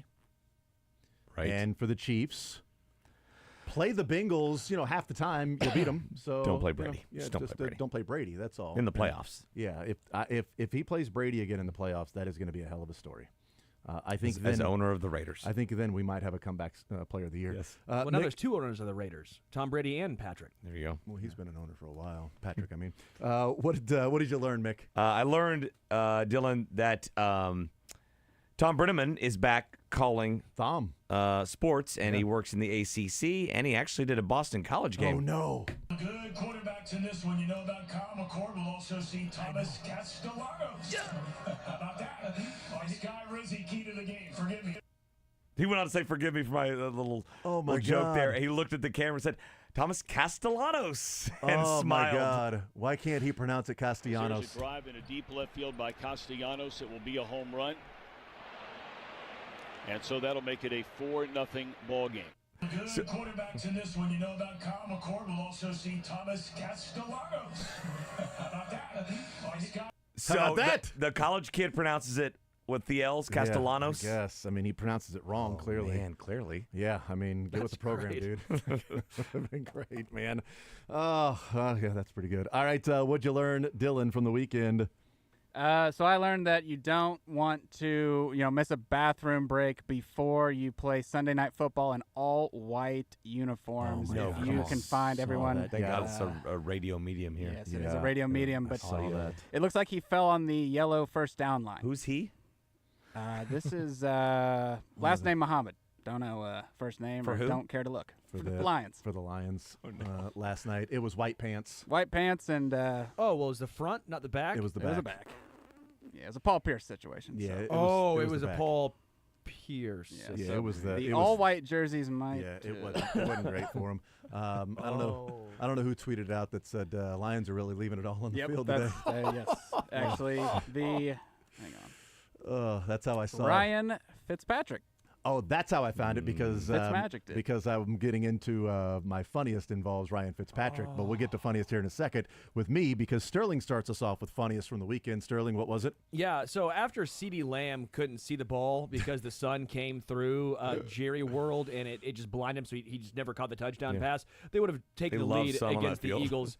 So after the game, Jerry Jones says, quote, "We do know where the damn sun's going to be at our own stadium." And as he's walking towards the elevator, she's kind of pressed, like, why not curtains? Like, why don't you just put some curtains up?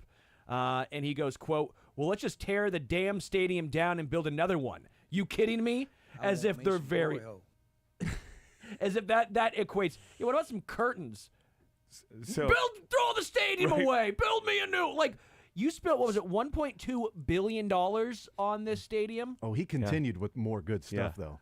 Because he said, everybody's got the same thing. Every team that comes in here has the same issues. I'm saying the world knows where the sun is. You get to know that almost a year in advance. Someone asked me about the sun. What about the sun? Where's the moon? That was Jerry Jones as he was walking away from the press conference. So he countered curtains with tear the stadium down, and Correct. he countered where's the sun with where's the moon. Well, where's the moon? Okay. I mean, where's the moon? This is pretty good lawyer talk from Jerry Jones right here. But also, maybe don't build a stadium that blinds your own players. They've always, back in the day, they had the hole on top, right? Or just followed cover it up. They covered up for basketball. Yeah, I think curtains is a good idea. They covered up for basketball. I they covered think up curtains, for concerts. as long as they match, of course, but get some curtains. All right. Mick, what was the funniest for you? So I didn't know about this, but my son informed me. He helps my wife out with their fantasy football team.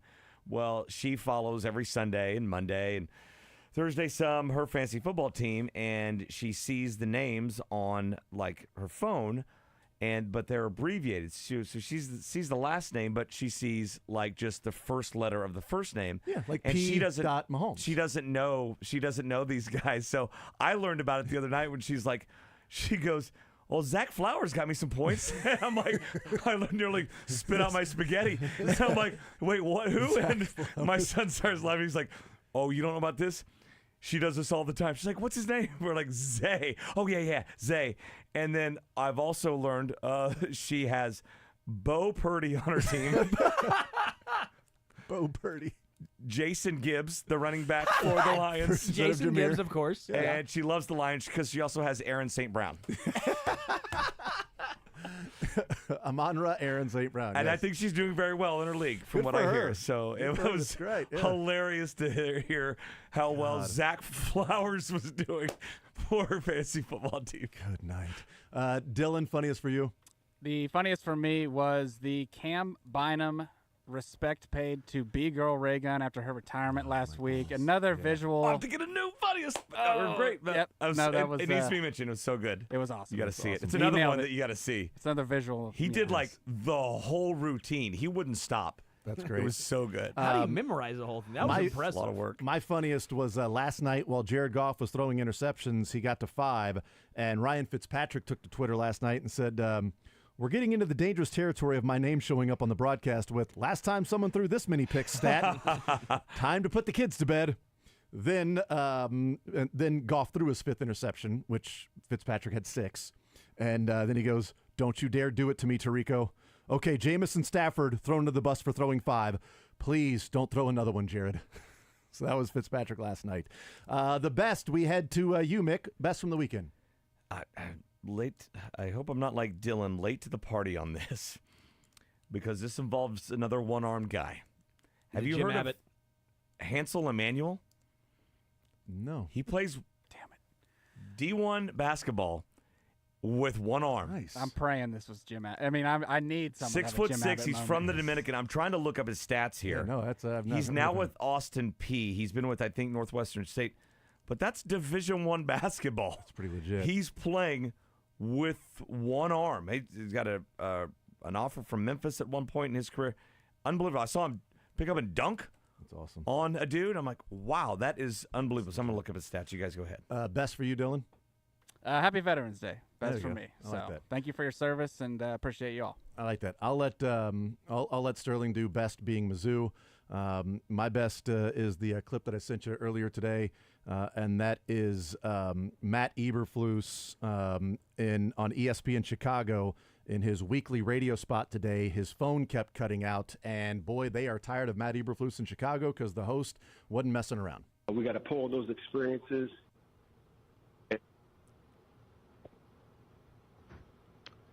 Coach?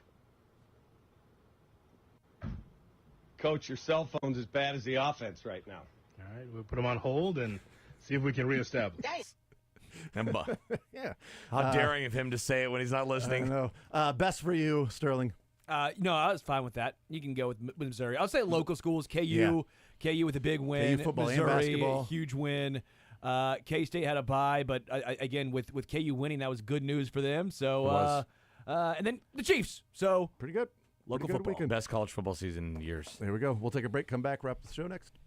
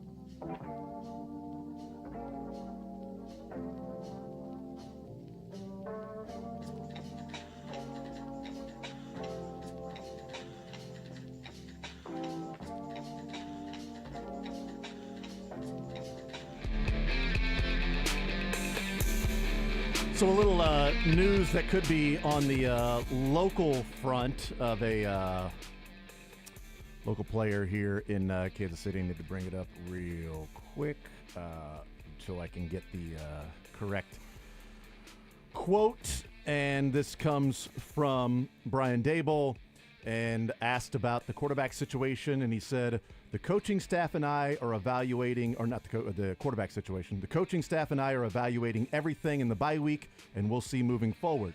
Asked if Drew Lock is going to take over New York for Daniel Jones. Drew Lock season loading. So they're on the bye. If you're going to change a quarterback, it's done during the bye week. And Daniel Jones was 1 or 2 scoops. Oh, dog. That guy is 3 scoops of ass. God. Yeah. And they sent that to Germany. It's rough. What's that in German?